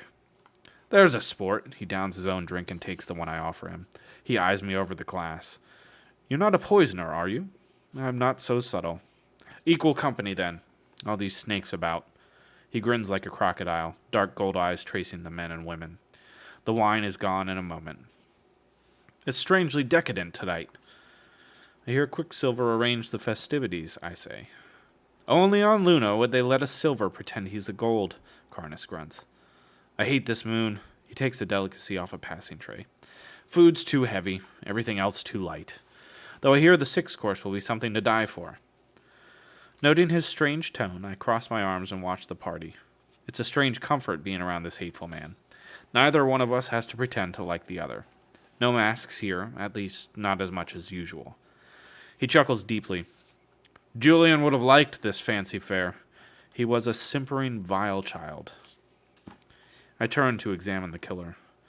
Cassius said only pretty things about him. Cassius, he snorts out something like a laugh. Cassius once wounded a bird with a slingshot. Came to me crying because he knew he had to kill it to put it out of its misery, but he couldn't. I dropped a rock on it for him, just like you did, he smirks. I should thank you for sweeping away the genetic chaff. Julian was your brother, man. He pissed the bed as a boy. Pissed the bed. Always tried hiding the sheets by giving them to the laundry woman himself, like we didn't own the laundry woman. He was a boy who did not deserve his mother's favor or his father's name. He grabs another glass of wine from a passing pink. They try to make it tragedy, but it isn't. It's natural law. Julian was more a man than you are, Karnas. Karnas laughs in delight. Oh, do explain that one. In a world of killers, it takes more to be kind than to be wicked. But men like you and me, we're just passing time before death reaches down for us. Which will be soon for you, he nods to my razor. Pity you weren't raised in our house. We learned the blade before we learned to read. My father had us make our blades, had us name them and sleep beside them. You might have stood a chance then. Wonder what you would have been if he had taught you something else. I am what I am, Karnas says, taking another drink. And they sent me after you, me of all the sons and daughters, because I am the best at what I am. I watch him for a moment. Why? Why what? You have everything, Karnas. Wealth, power, 7 brothers and sisters, how many cousins, nieces, nephews, a father and mother who love you, yet you are here, drinking alone, killing my friends, setting the purpose of your life to ending me. Why?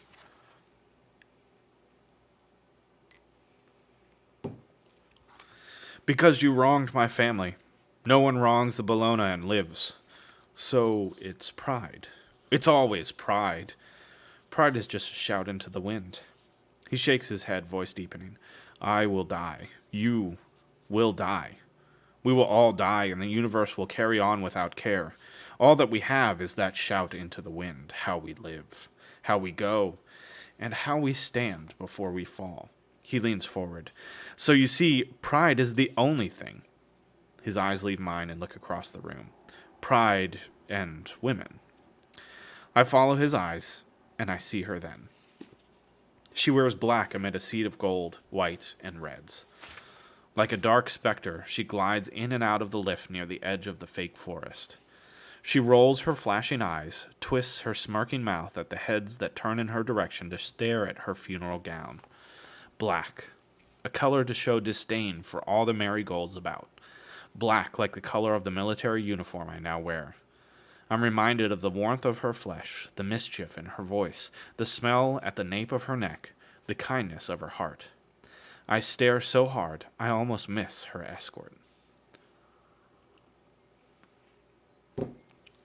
I wish I had missed him. It is Cassius.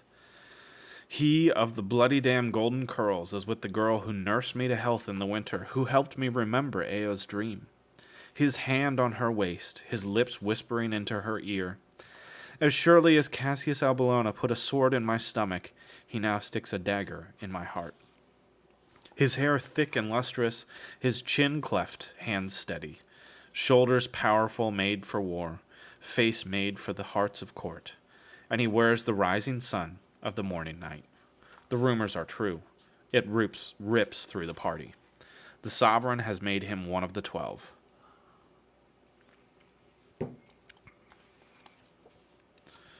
Despite the fact that I won the Institute, he's risen higher, tearing through the dueling circuit on Luna like an ancestor possessed. I've watched him on the HC, watched him stalk around the bleeding place as another gold lies near death. But here now he dazzles, charms, face split with a white smile. In his golden body he has all I have, and more. He is faster on his feet than I, as tall, more handsome, wealthier. He has a better laugh, and people think him kinder. Yet he has none of my burdens. Why, too, does he deserve this girl, who makes all but Eo pale in comparison? Does she not know how pretty she is? Petty he is? What the fuck? It's not even close to the same sentence. How cruel his heart can be. I cannot go to her, not even when I draw close enough to hear her laugh. If she saw me, I think I would shatter. Would there be guilt in her eyes, awkwardness? Am I a shadow over her happiness? Will she even care that I see her with him? Or will she think me pathetic for approaching her? It aches, not that I suspect Mustang as being petty and seeking my enemy, but because I know she is not petty. If she is with Cassius, it is because she cares for him. It aches deeper than I thought it would. And so you see, Karnas's hand falls heavily on my shoulder. You will not be missed.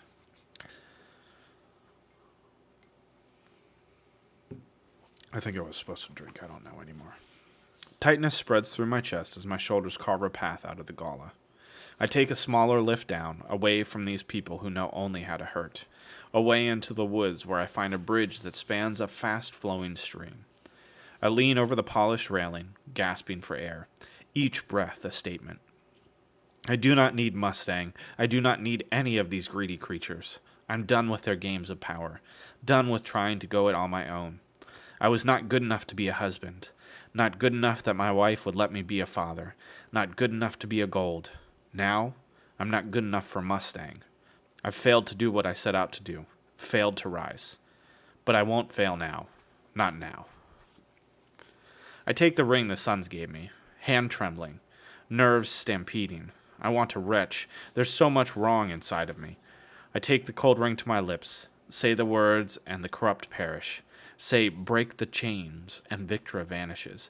Cassius evaporates, Augustus melts, Karnas dissolves, Mustang dies. Across the solar system, bombs ripple, and red rises to an uncertain future. Trust in Ares, just trust he knows what he's doing. Break the chains. I try to say the words, Eo's last before she hanged, but they do not come. Force it out, damn it. Make my mouth work, but it won't. I can't, because inside I know that this is wrong. It isn't the violence, it isn't compassion for the people I would kill. It's anger. Killing them proves nothing, it solves nothing. How could this be Ares' plan? Eo said if I rose, others would follow, but I have not yet risen. I've not yet done as she asked of me. I am not an example, I am an assassin. I do not have an excuse to give up, to hand over her dreams to others. Ares never knew Eo, he never saw the spark in her. I did. Before I draw my last breath, I must build the world she wanted to raise our child in. That was her dream. That was why she sacrificed, so others would not have to. and I will not let others decide my fate. Not now. I do not trust in Ares if it means I must reject Ao. Not if it means I must sacrifice my trust in myself. I wipe the tears from my face, anger replaced by purpose. There must be another way, a better way. I have seen the cracks in their society, and I know what I must do. I know what the Golds most fear, and it has nothing to do with Red's rising. It has nothing to do with bombs or plots or revolution. What terrifies the Golds is simple, cruel, and as old as mankind itself. Civil war.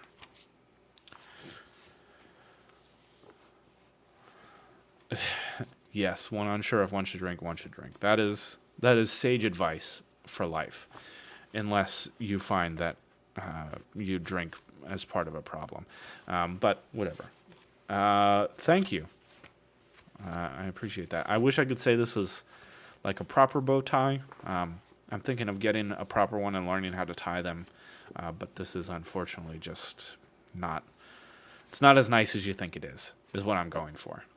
I'm sorry. I can't lie to you, random person on the internet. Ares was a neo-Nazi. You know, that's an interesting thought, that Ares was a neo-Nazi. I don't think it's true. However, you'd have to read the books to really get into that. Now, where are we doing? How are we doing here on stuff?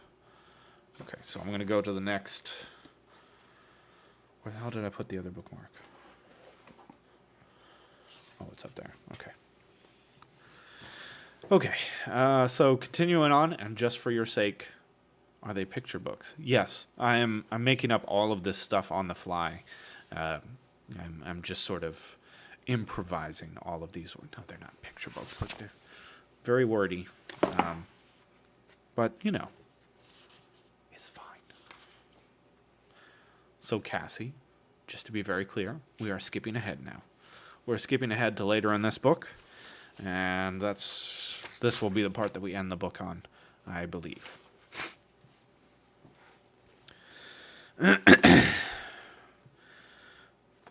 We are undone, and that is what the Arch-Governor of Callisto has said. Arch-Governor Nero Augustus peers around the table to see if we understand the gravity of his words.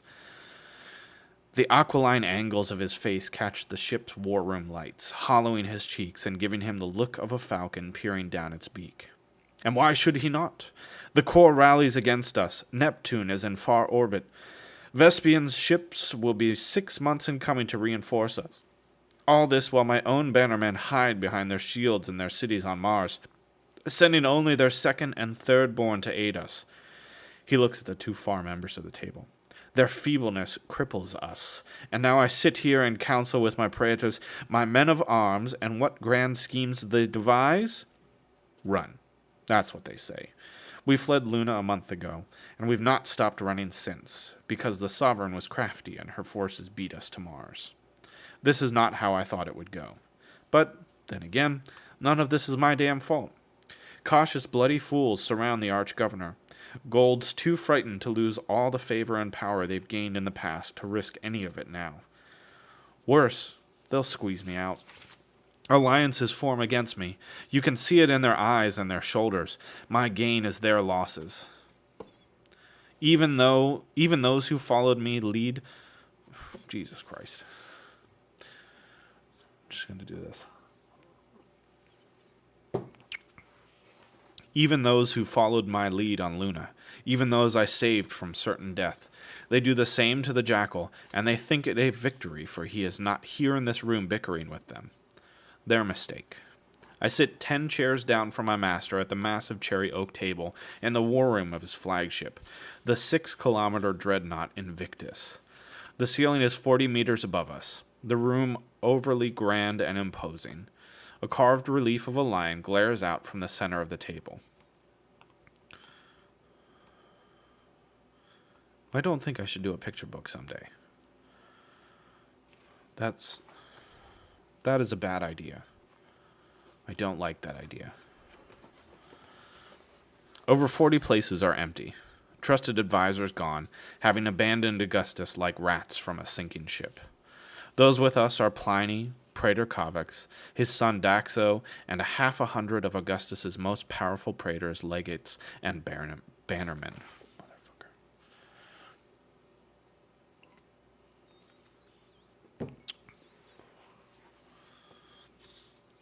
Oh, fun.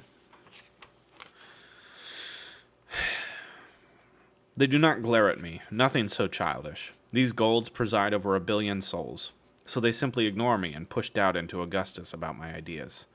Are we in agreement, then, with what the Arch-Governor of Callisto says? Are we undone? Augustus demands. Before any can answer, the grand doors hiss open, retracting into the marbled walls. Mustang strolls through, tossing an apple hand to hand. Apologies for my tardiness, she beams at her father, approaches him, and gives him a too gracious kiss on his lion head ring. I sent word over an hour ago, Augustus says. Oh? Mustang spares a look at Pliny. I must have missed it. I only knew you were here because I went looking for my brother to play a game of chess. She laughs at the joke. Only the Telemenises get it. Sighing, she makes her way to the far end of the table, squeezing Daxo and Covax on their shoulders as she passes. Covax greets her with rumbling, warm words. She sits and kicks her military boots up.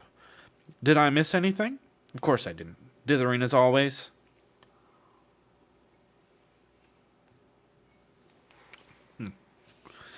Her father's cheek twitches.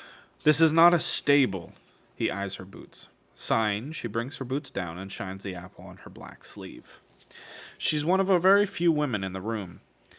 Agrippina Aujuli should be here, but it was her betrayal that depleted Augustus's fleet of the numbers he needed to capture Mars quickly. And it was her betrayal that made Augustus's men... Oh boy, it's getting good here. That made Augustus put men on Victra to make sure her loyalty to him is true. It took nearly all of my clout with the man to keep her out of the brig.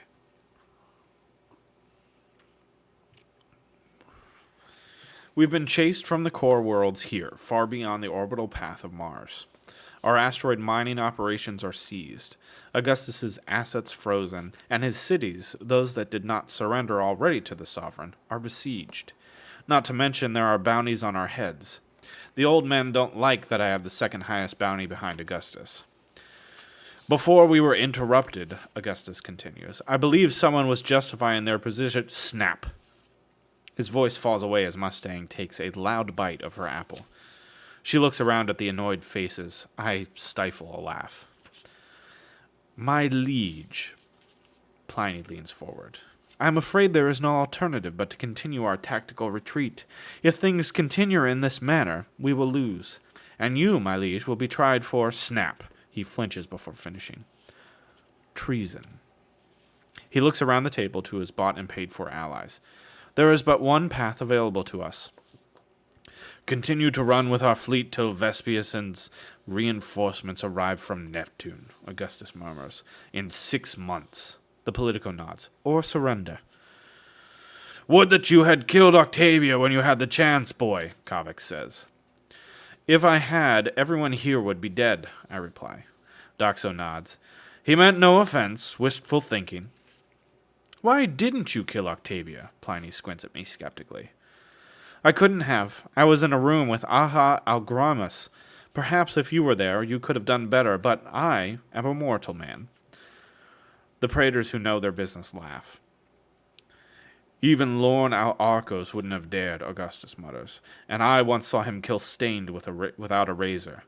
Darrow did as he could. He turns his attention to me. Do you think we should run now as well?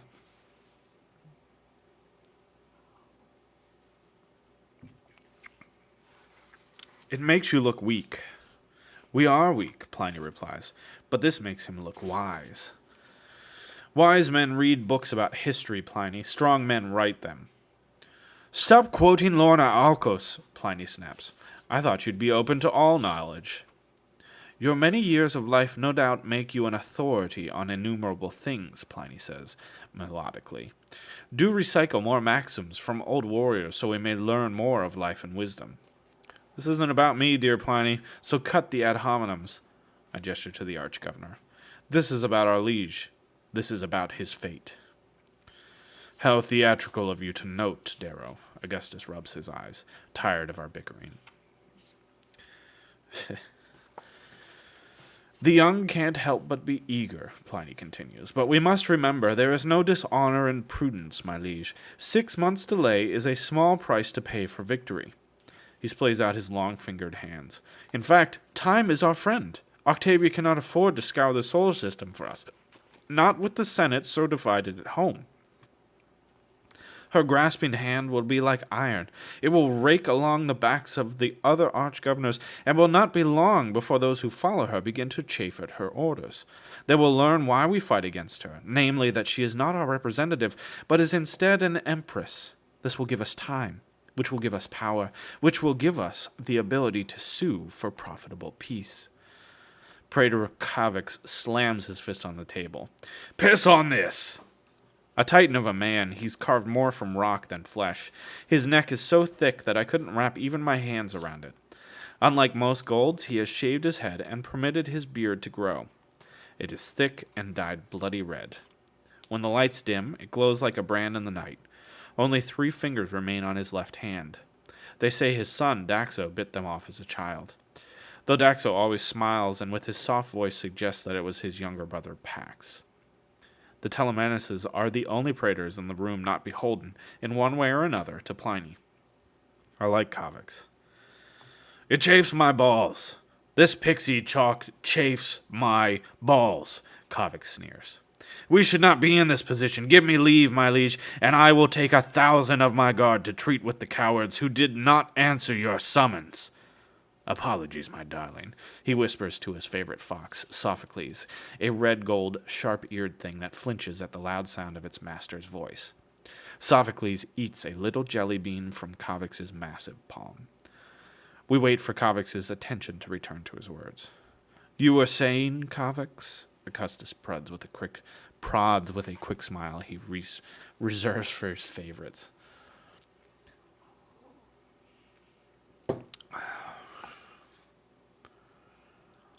Oh yeah, it's fucking hilarious, Cassie. Jesus. I do drink too much. Although to be fair, usually I only do this for an hour. And now we are on 1 hour and 52 minutes and change. I gotta tell you, it's starting to wear on me a little bit. I didn't even pregame tonight. I pregamed last time, and the time before, and the time before that. Most of the time I pregame. I did not tonight.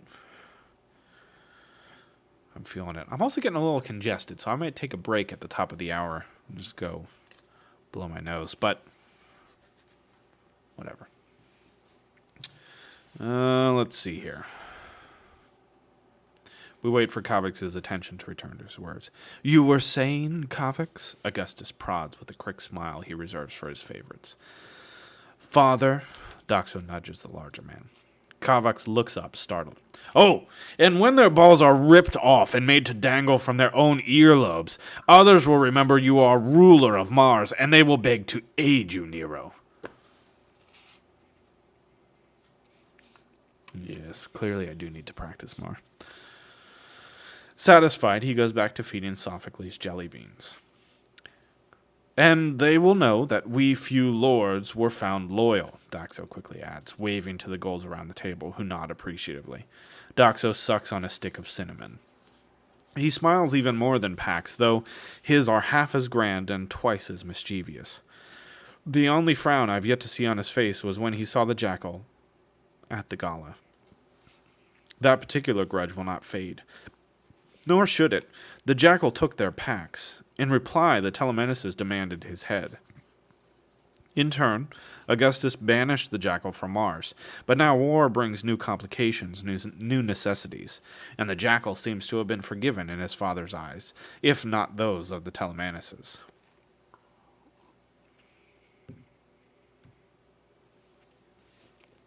Let's see. I can't possibly know how to say that.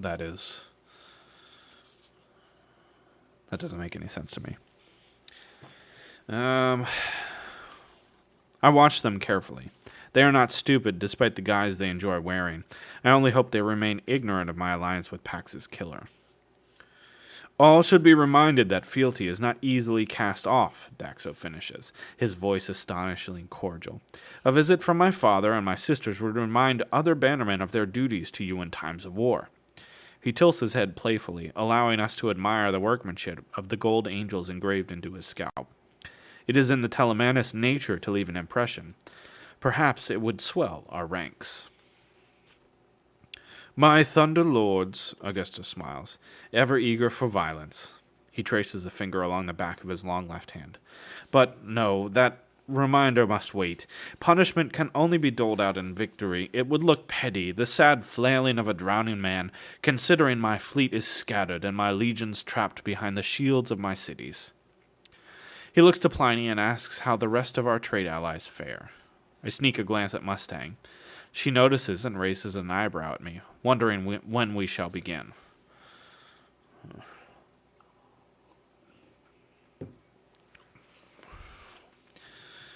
All our politicos have been received, Pliny says slowly. Motherfucker. Today, Pliny wears a very serious coat of black lipstick. As you know, my politicos and I conferred after we fled from Luna, after we developed a rather advanced theoretical breakdown of potential alliance shifts. Potential. What is potential? Is that like polenta? Maybe.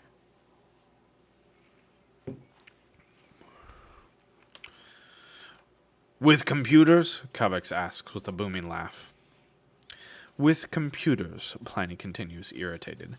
Simulations were performed by my green analysts of the Galilean moons, Io, Callisto, Ganymede, and Europa. None will cast their lot with us, neither in simulation nor actuality. Hardly surprising, a hawkish praetor mutters. God.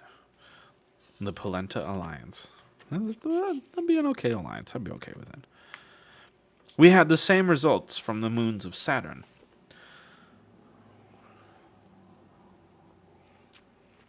The question is, what would the Polenta Alliance stand for? I'm willing to get behind it, but I need to know that there's a mission. Pliny continues, naturally, they fear the repercussions of choosing the wrong side. The Saturn governors are a lost cause for now. They see Rhea's corpse in their sky every day. In the Galilean sector, the presence of Lorna Arcos on Europa is a problem. His isolationist political leanings have proven infectious to the arch-governors of Jupiter's moons, particularly since his private army is twice again as large as any of the arch-governors. What is made? What is the alliance? I just need to know what it is, and then I can declare if I'm a member. Or I'd like to be a member. I don't know. Am I part of the people that gets to choose who the members are, or am I just? Am I a newbie? For cheese, and we supported by the lone corn cast. I mean, if you're gonna be in an alliance, one for cheese is. I'd be on board with that. I'm on board with that. Isolation, more like retirement, Augustus sighs. Perhaps he has the right of it. You would go mad, father, Mustang says from the end of the table. No scheming, no plots or stratagems. Just family and time to spend with Adrius and me.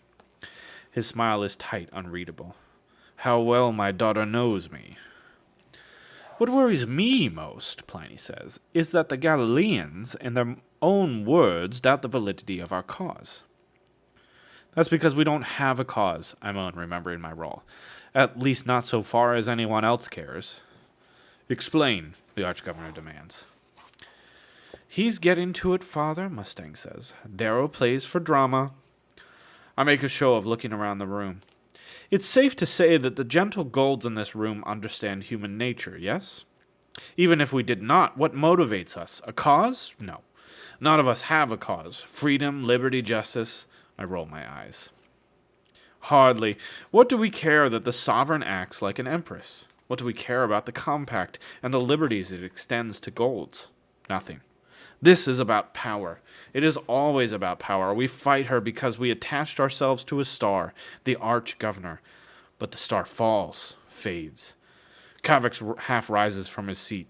Don't insult your lord as if what? He's a fool? He's not, so come off it. The Bologna take Mars. They will get the contracts, the government positions. We will be pushed to the fringe, dead or irrelevant. My voice plays with the audience. Power is the only thing of worth in this world. Consider Tactus Alroth, a loyal ally of mine for 3 years, but as soon as my star began to fall, he stole from me and departed out the back door, a thief in the night. How many empty seats are here that were filled before Luna? So many men and women who would have bled for Augustus. So many men and women who would have given their eyes for him when he sat on his dais in Aegea. Now, I dust off my hands. We are losing. To run is to wither and die. If we want to rise again, draw the Galileans to our cause, marshal the governors of Saturn to our banners, then we show them we are not powerless. Show them we drip with power. We are the arbiters of life and death. We, not the Bologna, are the house of Mars.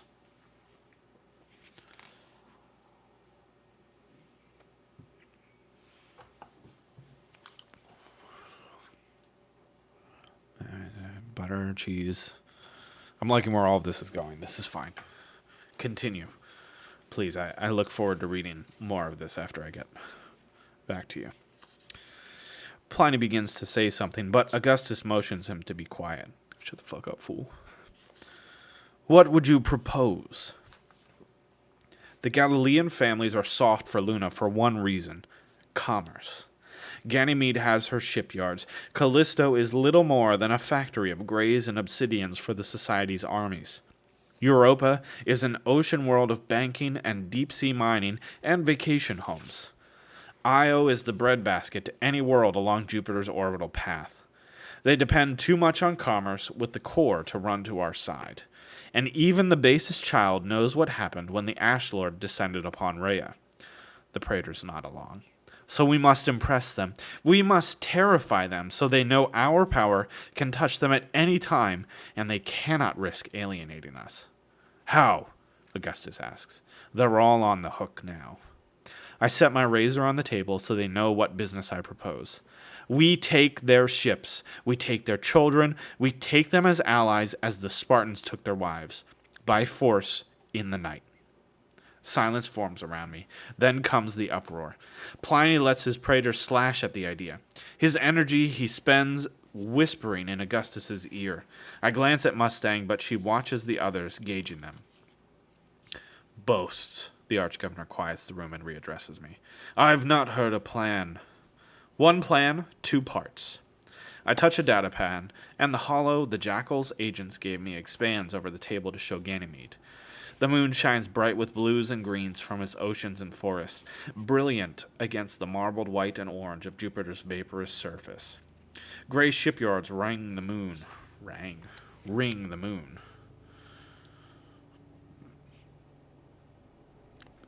I'm very disappointed that you're out of ideas already. You just got started. Get it together. Seriously, guys. I know you've been on vacation, but come on. We got cheese to protect. Gray shipyards ring the moon. I zoom in so that they stretch across and above the table. I list the ships registered, highlighting one in particular. Ganymede has a moonbreaker. Whistles from around the table. A moonbreaker? Someone whispers. Is this information reliable? Augustus asks. I nod. Very.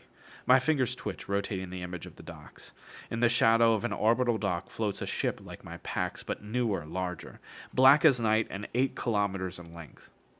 The sovereign herself commissioned it as a present for her grandson. Kavix nearly drools at the sight of the monster of a ship. What a loving woman! Assuming this is not contrived, Pliny inspects the hollow. How did you come upon the information? Little birds whisper into my ears, too. Don't be coy, it is important. My sources are mine, just as yours are your own, Pliny. So you want to steal the moonbreaker for Ganymede? Pliny asks. That's an act of war. I chuckle. No, you misunderstand. I want to steal all of the ships. Isn't Moonbreaker a James Bond movie?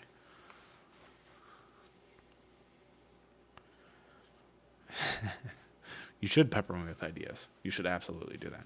I don't know if I'll own any, so since I think Cassie had it right, when in doubt, drink anyway.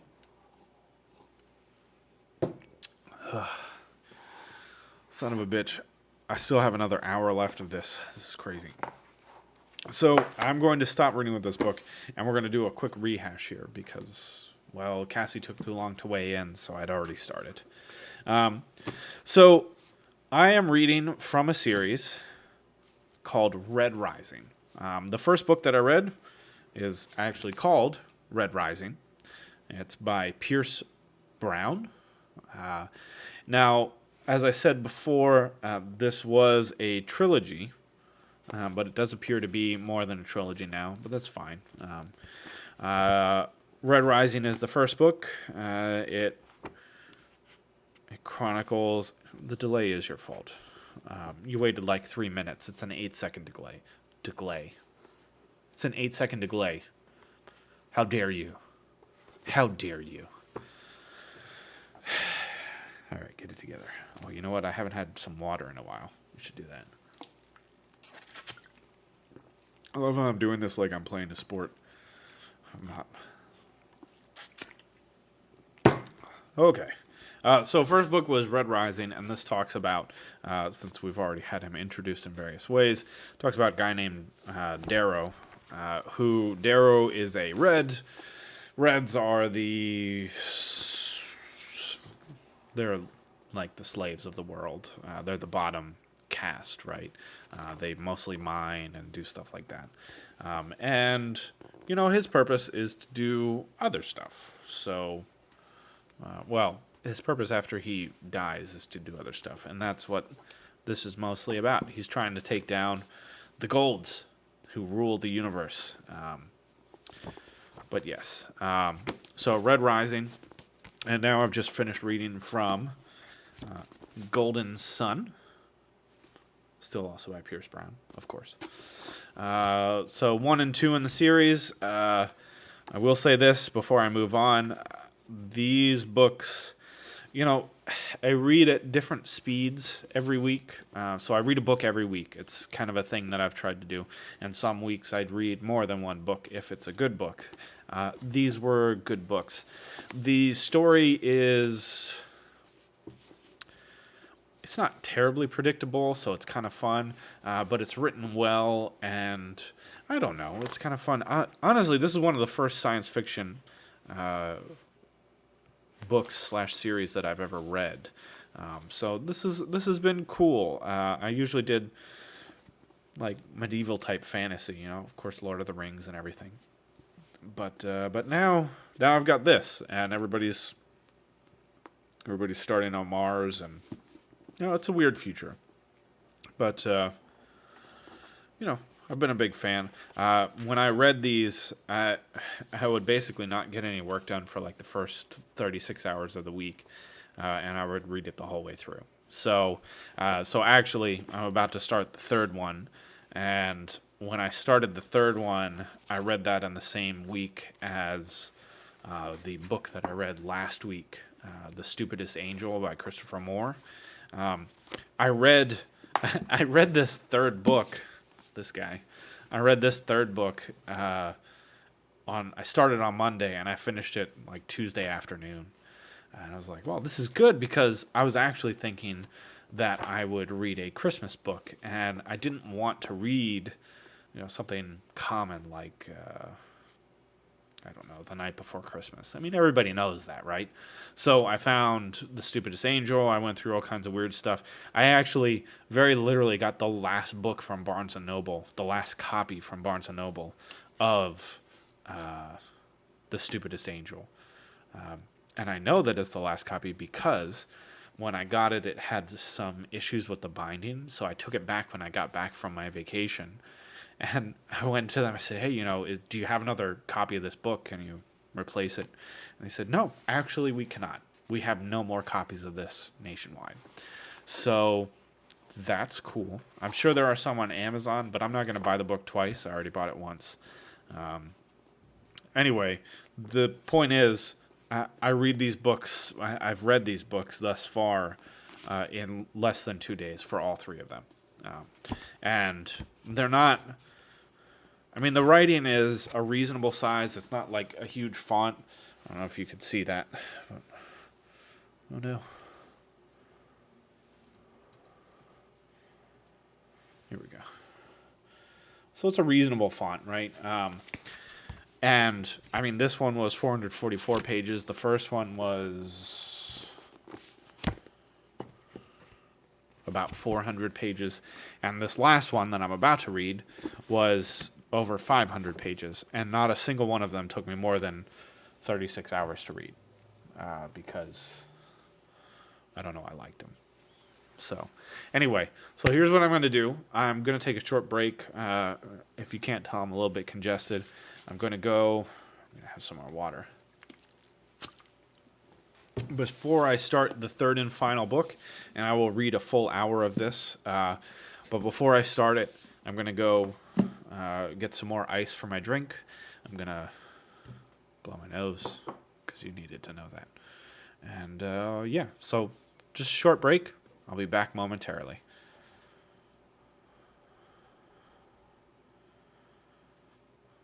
I don't know where my microphone... There it is.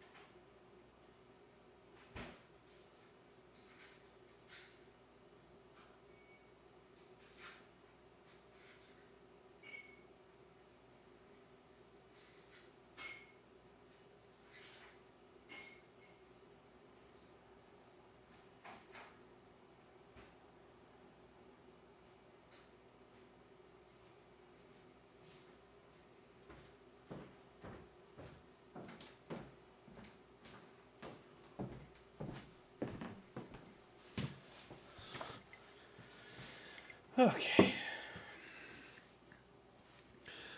Let's just check messages everywhere.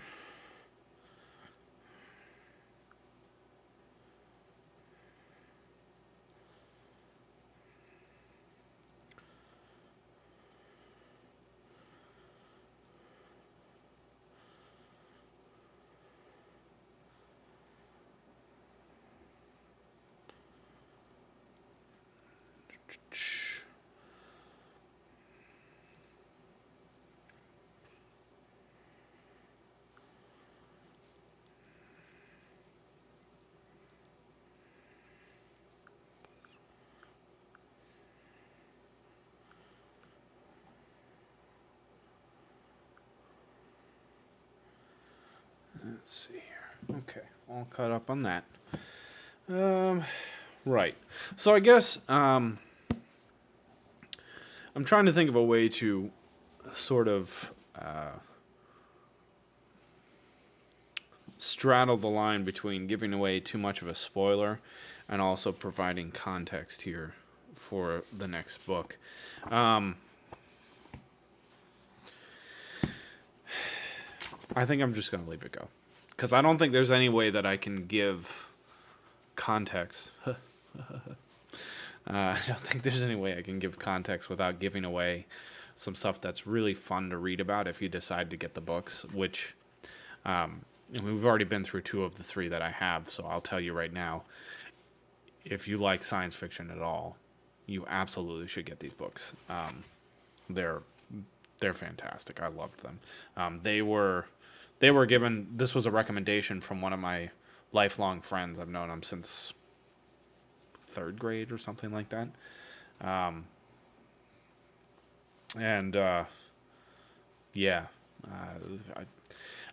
He gave me this recommendation years ago, I think around the time after the first one came out, and he said, you need to read these, but I've never been into sci-fi that much, mostly because sci-fi bothers me as a genre, like, not what is actually in the genre, but I just don't understand why science fiction is synonymous with space. There's so much more that's in science than space, isn't there? Whatever. It's not important. Just a random thought of a semi-drunk person. It's fine. Hold on. Let me just top this off. Hey! There's Dorks. What's going on, man? We're continuing. I've been on here for 2 hours and 17 minutes. And now we're going to begin the 3rd book in what was once a trilogy but is now just a series. How are you doing? I was just telling someone asked earlier why I was doing this, and I was like, well, actually, it started as a joke with a friend of mine, and that's you. So you're to blame for the whole thing, and Cassie is to blame for everything else because it's fun to blame Cassie for things. To be fair, she did actually bring up like the alcohol thing and stuff like that.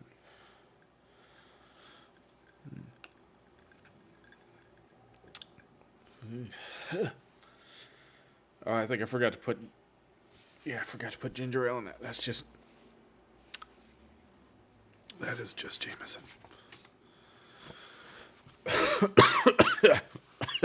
So terrible. Ugh. Can you be to blame? Yeah, you can be to blame for something. What do you want blamed on you, Dave? Calixie, sorry. How many drinks? I think we've gone through 2 or 3. I don't know. We've had enough. We've had enough that it's starting to become a little bit of a labor to read this. By the way, actually, Dorks, you would have then also missed this. I'm going to give away a $25 gift card to Barnes & Noble whenever I get to 50 followers. So I don't know. I am going to blame you for the lack of ginger ale because you would do that to me. And be like, oh, yeah, it's a Jameson ginger. But like, well, it's at least a Jameson. There might be some ginger in it, but, whatever. And that's okay. You drink like a man. Okay. Listen.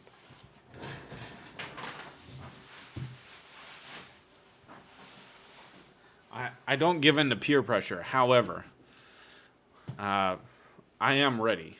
I'm ready for you. God,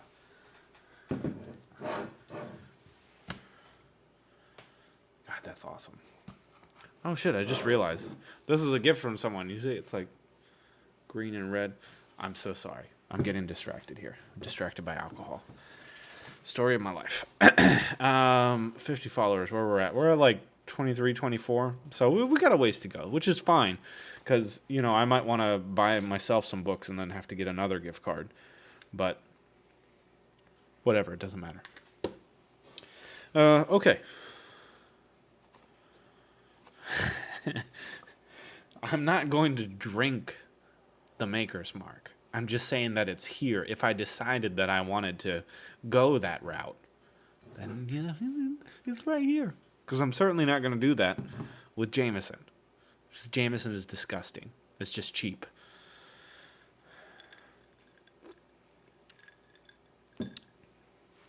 I fucking forgot. Okay. I'm just going to drink some of this instead. I'm going to make it in my mouth from now on. Yeah, that was bad. Okay. Let us begin again. What are we at? 221. All right, so 321. God, this is going forever. Deep in darkness, far from warmth and sun and moons, I lie, quiet as the stone that surrounds me, imprisoning my hunched body in a dreadful womb. I cannot stand, cannot stretch. I can only curl in a ball, a withered fossil of the man that I was. Hands cuffed behind my back, naked on cold rock, all alone in the dark.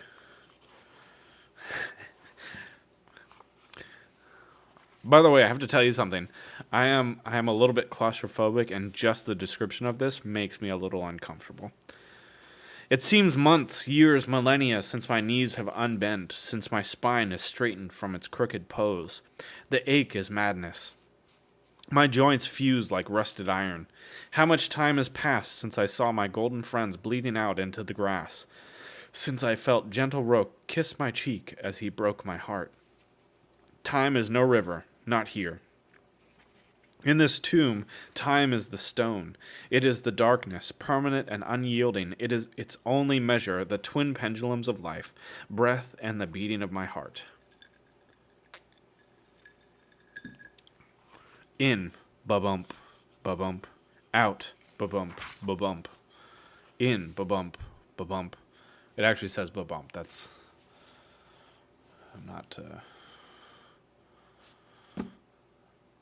just ad-libbing.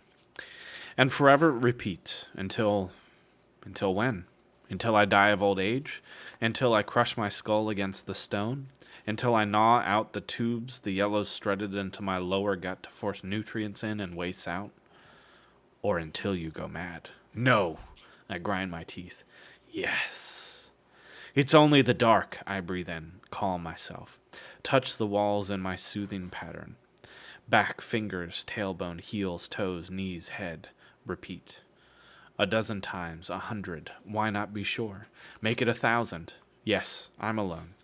I would have thought there to be worse fates than this, but now I know there are none. Man is no island. We need those who love us. We need those who hate us. We need those to tether us to life, to give us a reason to live, to feel. All I have is darkness. Sometimes I scream. Sometimes I laugh during the night, during the day. Who knows now? I laugh to pass the time, to exhaust the calories the jackal gives me, and make my body shiver into sleep. Why am I starting to read like... Oh my god, I forgot his name. Star Trek dude. He's all weird and...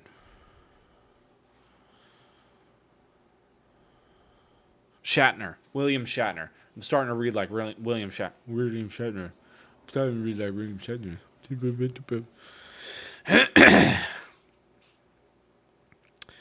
I weep too. I hum, I whistle.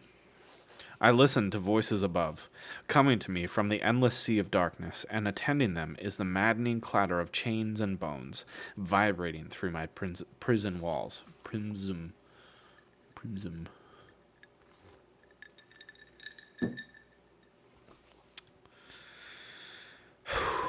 Deep breath.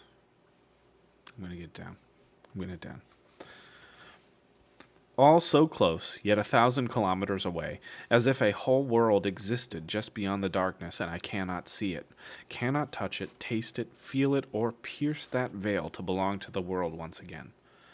I am imprisoned in solitude.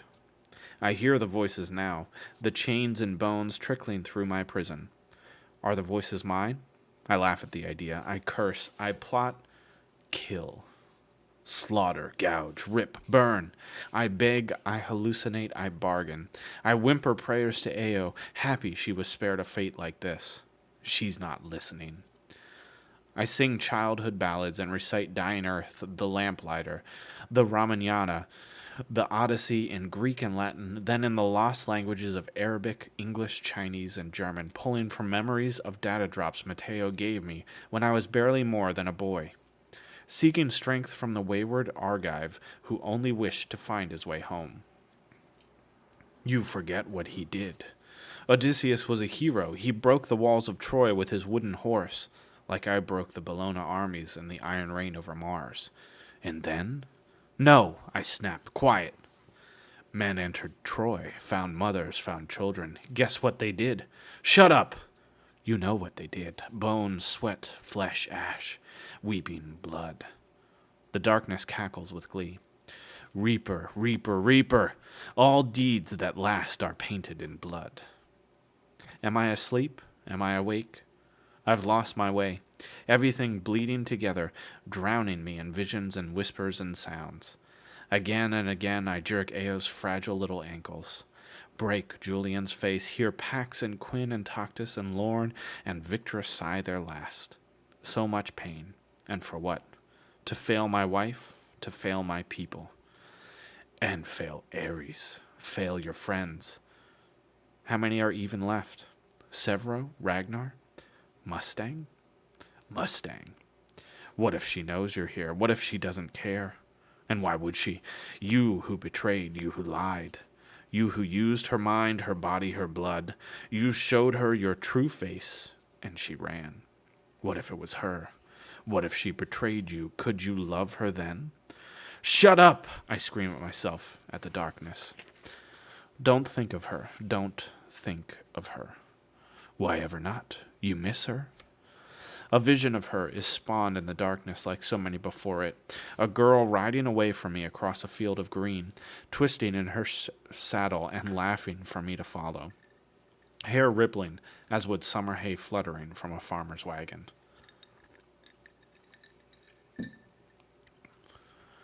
You crave her, you love her, the golden girl. Forget that red bitch. No! I slam my head against the wall. It's only the dark, I whisper. Only the dark playing tricks on my mind. But still, I try to forget Mustang, Ao. There is no world beyond this place. I cannot miss what does not exist. Warm blood trickles down my forehead from old scabs, now freshly broken. It drips off my nose. I extend my tongue, probing the cold stone till I find the drops. Savor the salt, the Martian iron.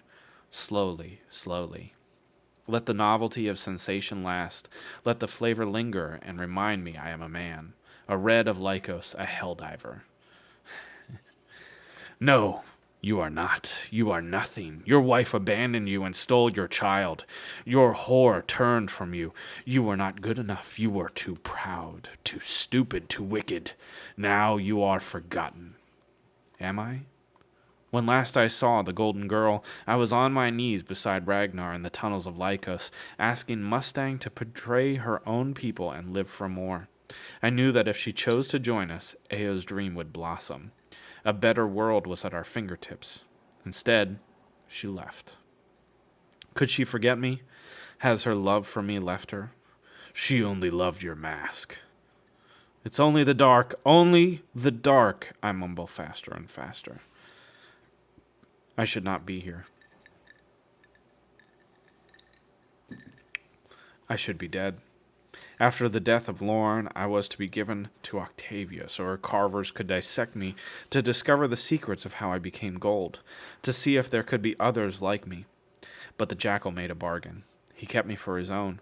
He tortured me in his Attica estate, asking about the sons of Ares, about Lycos and my family, never telling me how he discovered my secret. I begged him to end my life. In the end, he gave me stone. When all is lost, honor demands death, Roke once told me. It is a noble end. But what would a rich poet know of death? The poor know death, slaves know death, but even as I yearn for it, I fear it, because the more I see of this cruel world, the less I believe it ends in some pleasant fiction. The veil is not real. It's a lie told by mothers and fathers to give their starving children a reason for the horror. There is no reason. Ao is gone. She never watched me fight for her dream. She did not care what fate I made at the Institute or if I loved Mustang, because the day she died, she became nothing. There is nothing but this world. It is our beginning and our end, our one chance at joy before the dark. Yes, but you don't have to end. You can escape this place, the darkness whispers to me. Say the words, say them, you know the way. It is right, I do. All you must say is I am broken, and this will end, the jackal said long ago, before he lowered me into this hell. I will put you in a lovely estate for the rest of your days, and send you warm, beautiful pinks, and food enough to make you fatter than the Ash Lord. But the words carry a price. Worth it. Save your life, no one else will. That price, dear Reaper, is your family. The family he seized from Lycos with his lurchers and now keeps in his prison in the bowels of his Attica fortress. Never letting me see them, never letting me tell them I love them, and that I'm sorry I was not strong enough to protect them. I will feed them to the prisoners of this fortress, he said. These men and women you think should rule instead of gold. Once you see the animal in man, you will know that I am right, and you are wrong. Gold must rule. Let them go, the darkness says. The sacrifice is practical, it is wise. No, I won't. Your mother would want you to live, not at that price. What man could grasp a mother's love? Live, for her, for Ao. Could she want that? Is the darkness right? After all, I'm important. Ao said so. Ares said so. He chose me of all the Reds. I can break the chains. I can live for more. It's not selfish for me to escape the prison. In the grand scheme of things, it is selfless. Yes, selfless, really. Mother would beg me to make this sacrifice. Kieran would understand. So would my sister. I can save our people. Ao's dream must be made real, no matter the cost. It's my responsibility to persevere. It is my right. Say the words. I slam my head into the stone and scream at the darkness to go away. It cannot trick me. It cannot break me.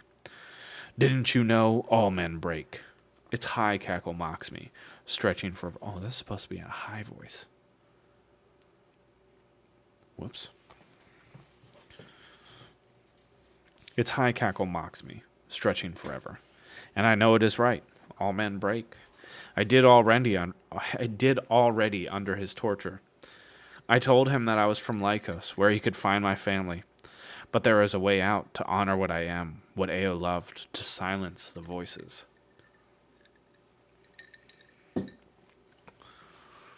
Roke, you were right, I whisper. You were right.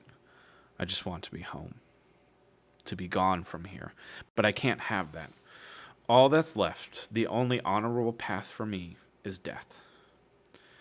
Before I betray even more of who I am, death is the way out. Don't be a fool. Stop! Stop! I lurch my head forward into the wall harder than before.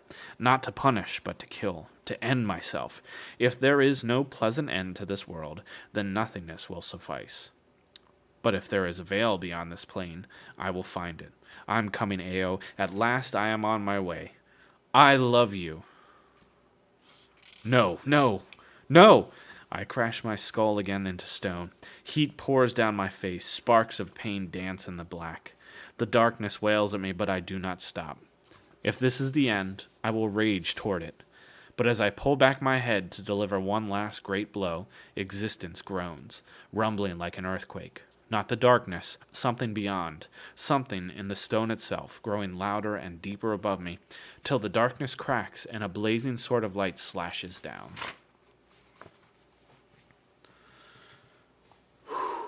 Okay. What are we at? Oh, we're not at 30 minutes. I said an hour of this last book, Cassie.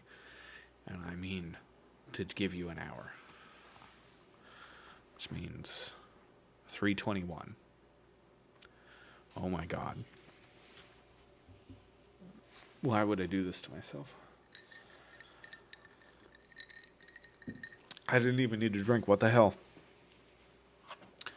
Okay. The ceiling parts. Light burns my eyes. I clamp them shut as the floor of my cell rises upward till, with a click, it stops and I rest, exposed on a flat stone surface.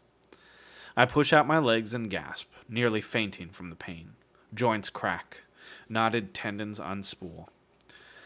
I fight to reopen my eyes against the raging light. Tears fill them. It is so bright I can only catch bleached flashes of the world around. Fragments of alien voices surround me. Adrius, what is this? Has he been in here this whole time? The stench. I lie upon stone. It stretches around me to either side. Black, rippling with blue and purple, like the shell of a Creonian beetle. A floor? No, I see cups, saucers, a cart of coffee. It's a table. That was my prison. Not some hideous abyss, just a meter-wide, 12-meter-long slab of marble with a hollow center. Cheeseland. Cheeseland. I like that idea. No more for Cheeseland. That's enough for Cheeseland. It does mean you need to call out for the Alliance. And you need to like it. You need to like it, Cassie. Say it out loud. Scare the cats.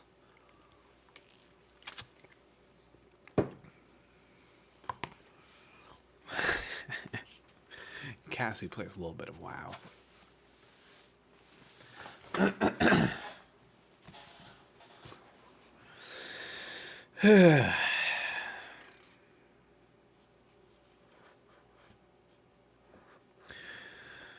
Just a meter wide, 12-meter long slab of marble with a hollow center. They've eaten inches above me every night. Their voices the distant whispers I heard in the darkness. The clatter of their silverware and plates my only company.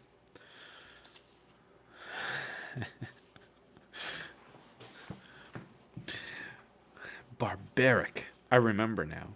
This is the table the jackal sat at when I visited him after recovering from the wounds incurred during the Iron Rain. Did he plan my imprisonment even then? I wore a hood when they put me in here. I thought I was in the bowels of his fortress, but no. 30 centimeters of stone separated from their suppers. I look up from the coffee tray by my head. Someone stares at me. Several someones. Can't see them through the tears and blood in my eyes. I twist away, coiling inward like a blind mole unearthed for the very first time. Too overwhelmed and terrified to remember pride or hate. But I know he stares at me. The jackal. A childish face and a slender body, with sandy hair parted on the side. He clears his throat. My honored guests, may I present prisoner L17L6363. His face is both heaven and hell. To see another man, to know I am not alone, but then to remember what he's done to me, it rips my soul out.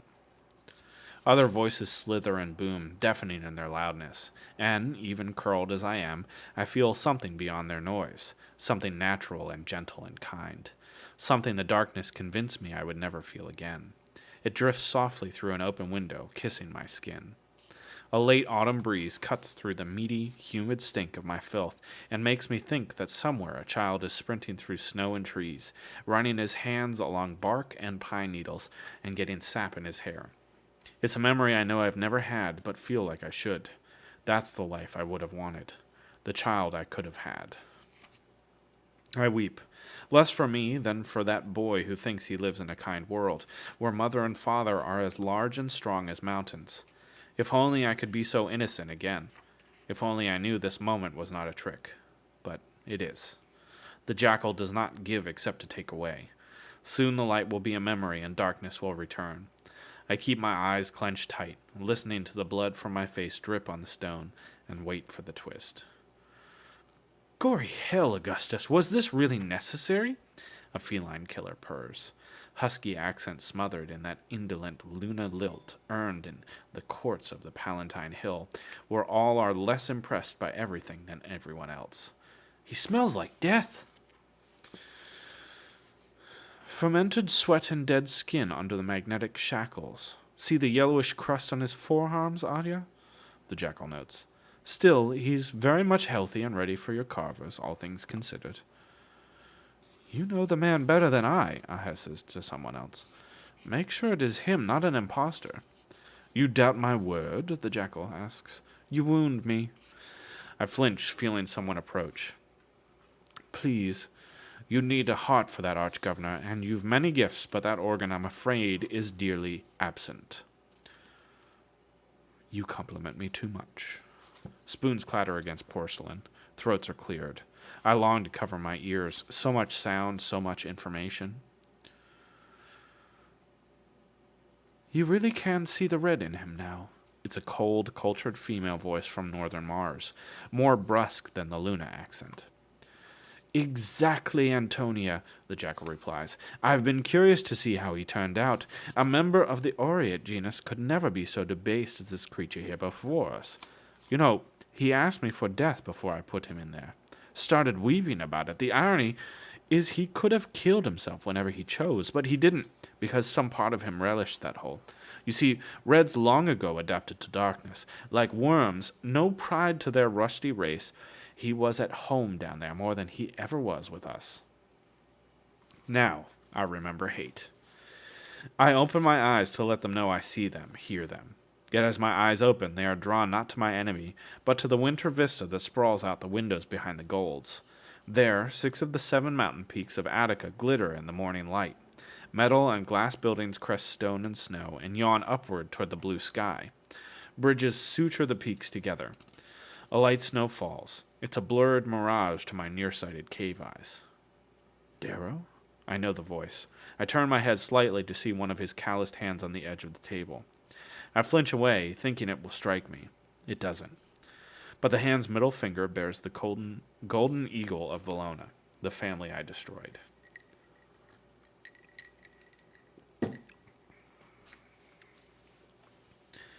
The other hand belongs to the arm I cut off in Luna when we last dueled, the one that was remade by Zanzibar the Carver. 2 wolf's head rings of House Mars encircle those fingers. One is mine, one is his. Each worth the price of a young gold's life. Do you recognize me? He asks. I crane my head to look up at his face. Broken I may be, but Cassius Albuluna is undimmed by war or time.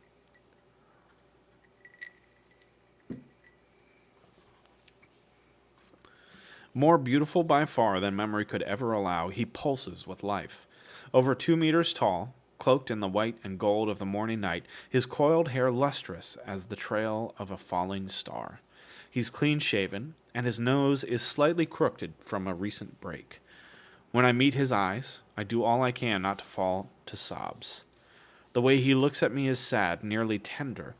What a shadow of myself I must be to earn pity from a man I've hurt so deeply.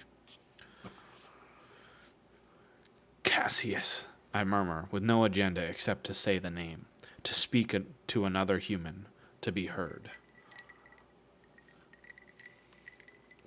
I don't know if I needed it. I did it anyway. Deal with it. And, Grimace asks from behind Cassius. The most violent of the Sovereign's furies wears the same armor I saw her in when first we met in the Citadel Spire on Luna. The night Mustang rescued me, and Aha beat Quinn to death. It's scuffled, battle-worn, fear overwhelms my hate, and I look away from the dark-skinned woman yet again.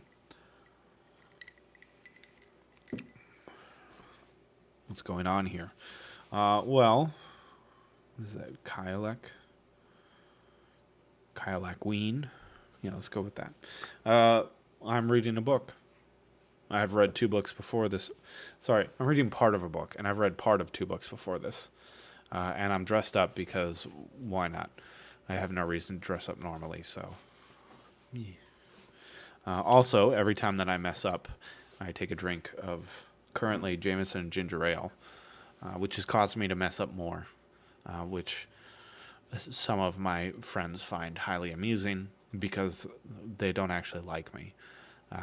But it's okay because, well, they're crazy, and I like that. So, yeah. Okay. He's alive after all, Cassius says quietly. He turns on the jackal. What did you do to him? The scars. I should think it obvious, the jackal says. I have unmade the reaper. I finally look down at my body, past my ratty beard, to see what he means. I am a corpse, skeletal and pallid. Ribs erupt from my skin thinner than the film atop heated milk. Knees jut from spindly legs. Toenails have grown long and grasping. Ew. Scars from the jackal's torture model my flesh. Muscle has withered, and tubes that kept me alive in the darkness erupt from my belly, black and stringy umbilical cords, still anchoring me to the floor of my cell. How long was he in there?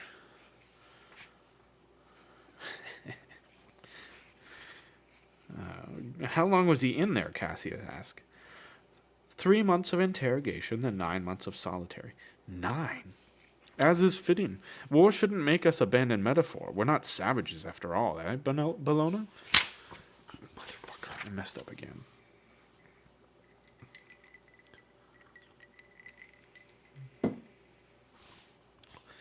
Cassius's sensibilities are offended, Adrius, Antonia says from her place near the jackal.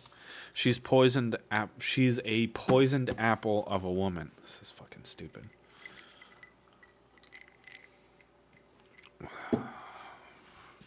She's a poisoned apple of a woman, shiny and bright and promising, but rotten and cancerous to the core. She killed my friend Leia at the Institute, put a bullet in her own mother's head, and then 2 more into her sister Victra's spine. Now she's allied with the jackal, a man who crucified her at the Institute. What a world. Behind Antonia stands dark-faced Thistle, once a howler, now a member of the jackal's bone riders by the looks of the jackal's skull pendant on her chest. She looks at the floor instead of me. Her captain is bald-headed Lilith, who sits at the jackal's right hand, his favorite personal killer ever since the Institute. Pardon me if I fail to see the purpose of torturing a fallen enemy, Cassius answers, especially if he's given all of the information he has to give. Shut up, Cassie. This is your fault. The purpose, the jackal stares at him, eyes quiet as he explains. The purpose is punishment, my goodman. This thing presumed he belonged among us, like he was an equal, Cassius, a superior even. He mocked us, bedded my sister. He laughed at us and played us for fools while we found him out. He must know it was not by chance that he lost, but inevitability. Reds have always been cunning little creatures, and he, my friends, is the personification of what they wish to be, what they will be if we let them. So I let time and darkness remake him into what he really is, a Homo Flamius, to use the new classification system I proposed to the board, barely different from Homo sapiens on the evolutionary timeline. The rest was just the map, just the mask. See, now that's my fault. I actually looked up to read what you said, Cassie, and I fucked up. It should be noted, if you didn't catch this, please take note. Barely different from Homo sapiens on the evolutionary timeline. Homo sapiens, us, they view as kind of like unevolved. They view them as we view Neanderthals. That's the good way to put it. It's far enough in the future that they're like, wow, this is dumb. You don't want to be that. You mean he's made a fool of you, Cassius parses. When your father preferred a carved-up red to his blood heir? That's what this is, jackal. The petulant shame of a boy unloved and unwanted. The jackal twitches at that. Aha's equally displeased by her young companion's tone. Darrow took Julian's life, Antonia says, then slaughtered your family. Cassius, he sent killers to butcher the children of your blood as they hid on Olympus Mons. One would wonder what your mother would think of your pity. Cassius ignores them, jerking his head toward the pinks at the edge of the room. Fetch the prisoner a blanket. They do not move.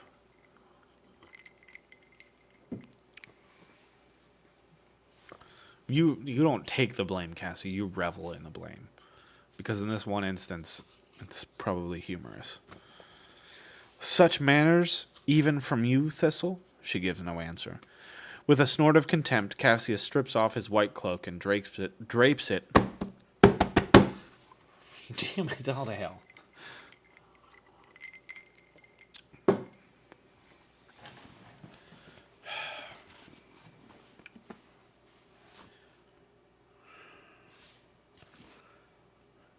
With a snort of contempt, Cassius strips off his white cloak and drapes it over my shivering body.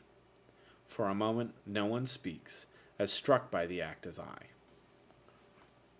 Thank you, I croak, but he looks away from my hollow face. Pity is not forgiveness, nor is gratitude absolution.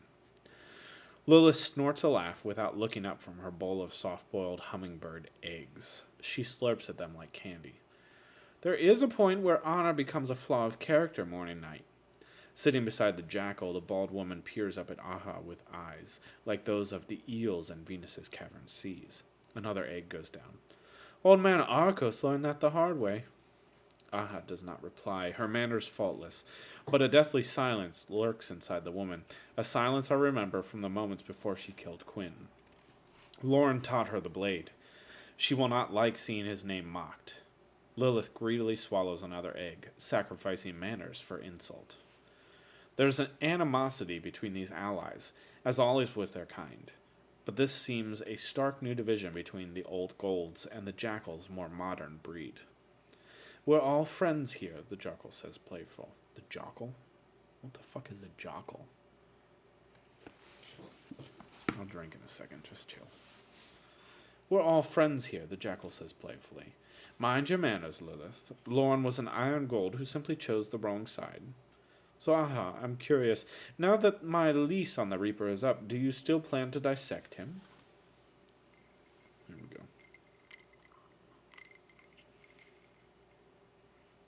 go. We do, Aha says. Oh, that's a woman. Whatever. Shouldn't have thanked Cassius after all. His honor isn't true. It's just sanitary. Zanzibar is curious to discover how he was made. He has his theories, but he's chomping at the bit for the specimen. We were hoping to round up the carver that did the deed, but we think he perished in a missile strike up in Cato, Al-Sadalia province. Or they want you to think that, Antonia says.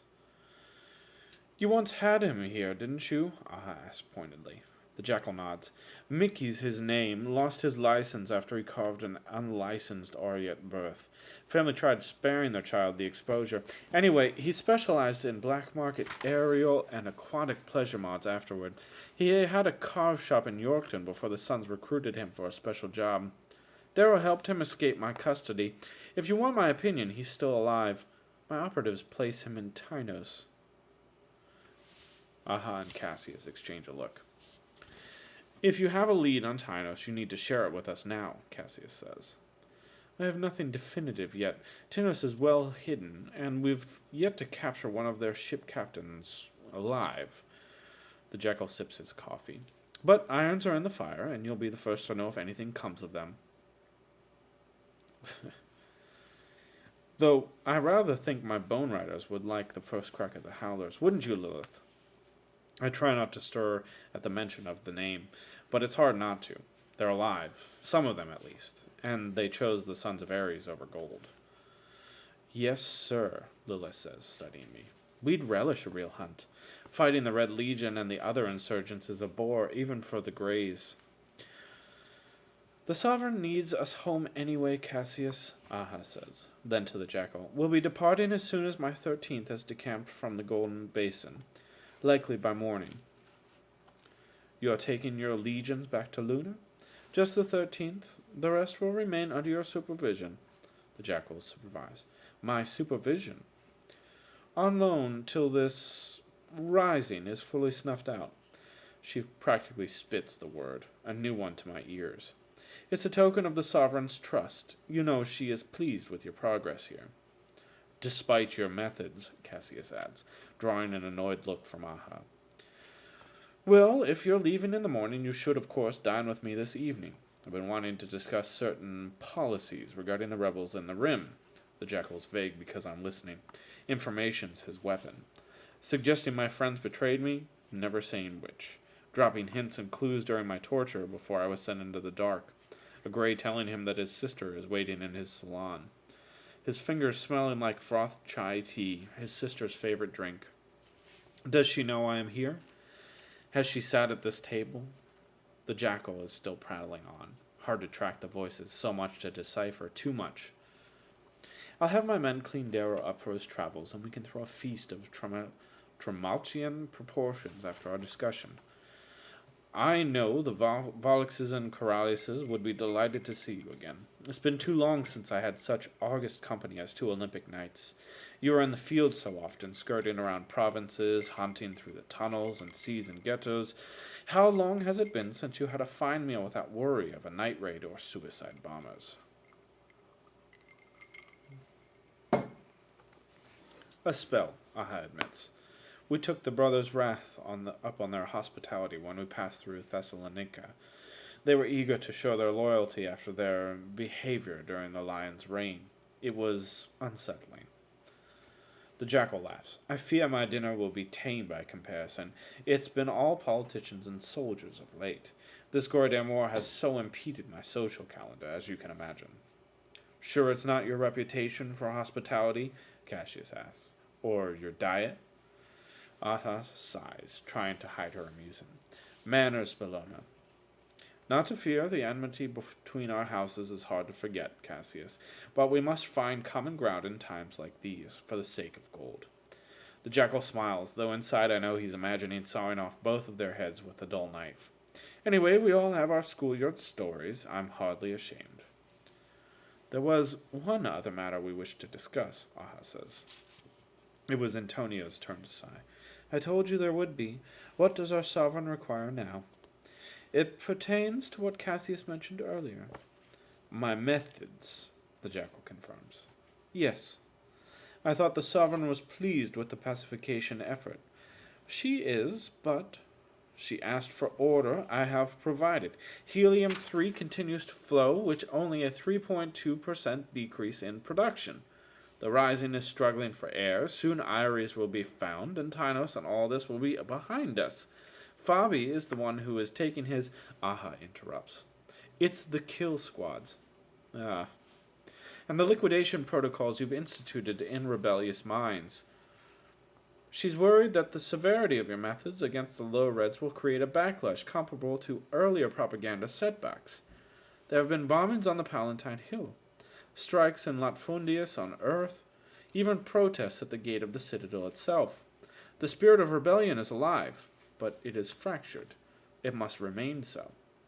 I doubt we'll be seeing many more protests after the Obsidians are sent in, Antonia says smugly. Still, there is no danger of my tactics reaching the public eye. The Sun's ability to propagate their message has been neutered, the Jackal says. I control the message now, Aha. The people know this war is already lost. They'll never see a picture of the bodies, never glimpse a liquidated mine. What they will continue to see is red attacks on civilian targets. Mid-color and high-color children dead in schools. The public is with us. And if they do see what you're doing? Cassius asks. The Jackal does not immediately reply. Instead, he signals a barely dressed Pink over from the couches in the adjacent city room. The girl, hardly older than Ao was, comes to his side and stares meekly at the ground. Her eyes are rose quartz, her hair a silvery lilac that hangs in braids down to her bare lower back. She was raised to pleasure these monsters, and I fear knowing what those soft eyes of hers have seen. My pain seems suddenly so tiny. The madness in my mind so quiet. The Jackal strokes the girl's face and, looking still at me, shoves his fingers into her mouth, prying her teeth apart. He moves the girl's head with his stump so I can see, then so Aha and Cassius might. She has no tongue. I did this myself after we took her 8 months ago. She attempted to assassinate one of my bone riders in the Gia Pearl Club. She hates me, wants nothing more in this world than to see me rotting in the ground. Letting go of her face, he pops his sidearm out of his holster and thrusts it into the girl's hand. Shoot me in the head, Calliope, for all the indignities I have heaped upon you and your kind. Go on. I took your tongue. You remember what I did to you in the library. It will happen again and again and again. He returns his hand to her face, squeezing her fragile jaw. And again. Pull the trigger, you little tot. Pull it. The pink shakes in fear and throws the gun on the floor, falling to her knees to clutch his feet. He stands benevolent and loving above her, touching her head with his hand. There, Calliope. You did well. You did well. The jackal turns to Aha. For the public, honey is always better than vinegar, but for those who war with wrenches, with poison, with sabotage in the sewers and terror in the streets, and nibble at us like cockroaches in the night, fear is the only method. His eyes find mine. Fear and extermination. Oh my God. Okay.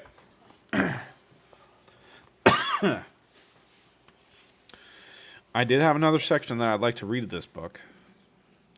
However,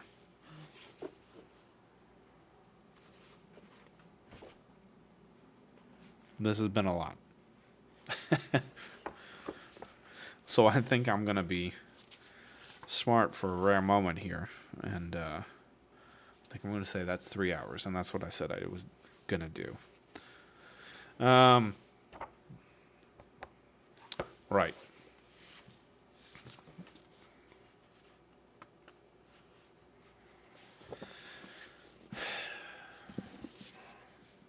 I did not run out of JMO. I always have a backup bottle of JMO. Though honestly, I did okay with this. I'll tell you what.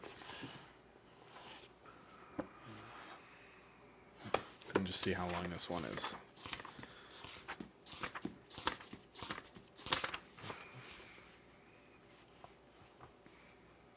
Yeah, I think I'm going to leave it go. So I've already talked about the first two books. Again, just as a recap, Red Rising and Golden Sun.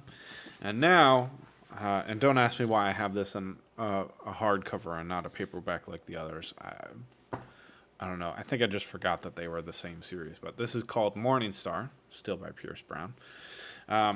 So at the time that this was released, this was still a trilogy, and this was the end of the trilogy. And I have to tell you, I found this entire series to be... Cassie's... I outlasted Cassie. Fantastic. So, thus far, since I haven't read the newer books that I didn't realize existed until like last week, these three books were fantastic. I think I mentioned this was my first foray into sci-fi, and it did not disappoint at all. There's little moments where you see things and you kind of go, well, all right, I'm not sure why this is there or whatever, but I have to, I can't say anything bad about these books. They're easy to read. They're fun to read. The story is compelling. If you like science fiction, I imagine that you will like this. If you like dystopian futures or kind of underdog stories, you're really going to like this stuff too, I would imagine. I will make sure when I upload these to YouTube that I add the links. But, yeah, these are great books. I'm looking forward to reading the others, and I think if I do, I'll probably also read parts of them on air at some point as well. But regardless.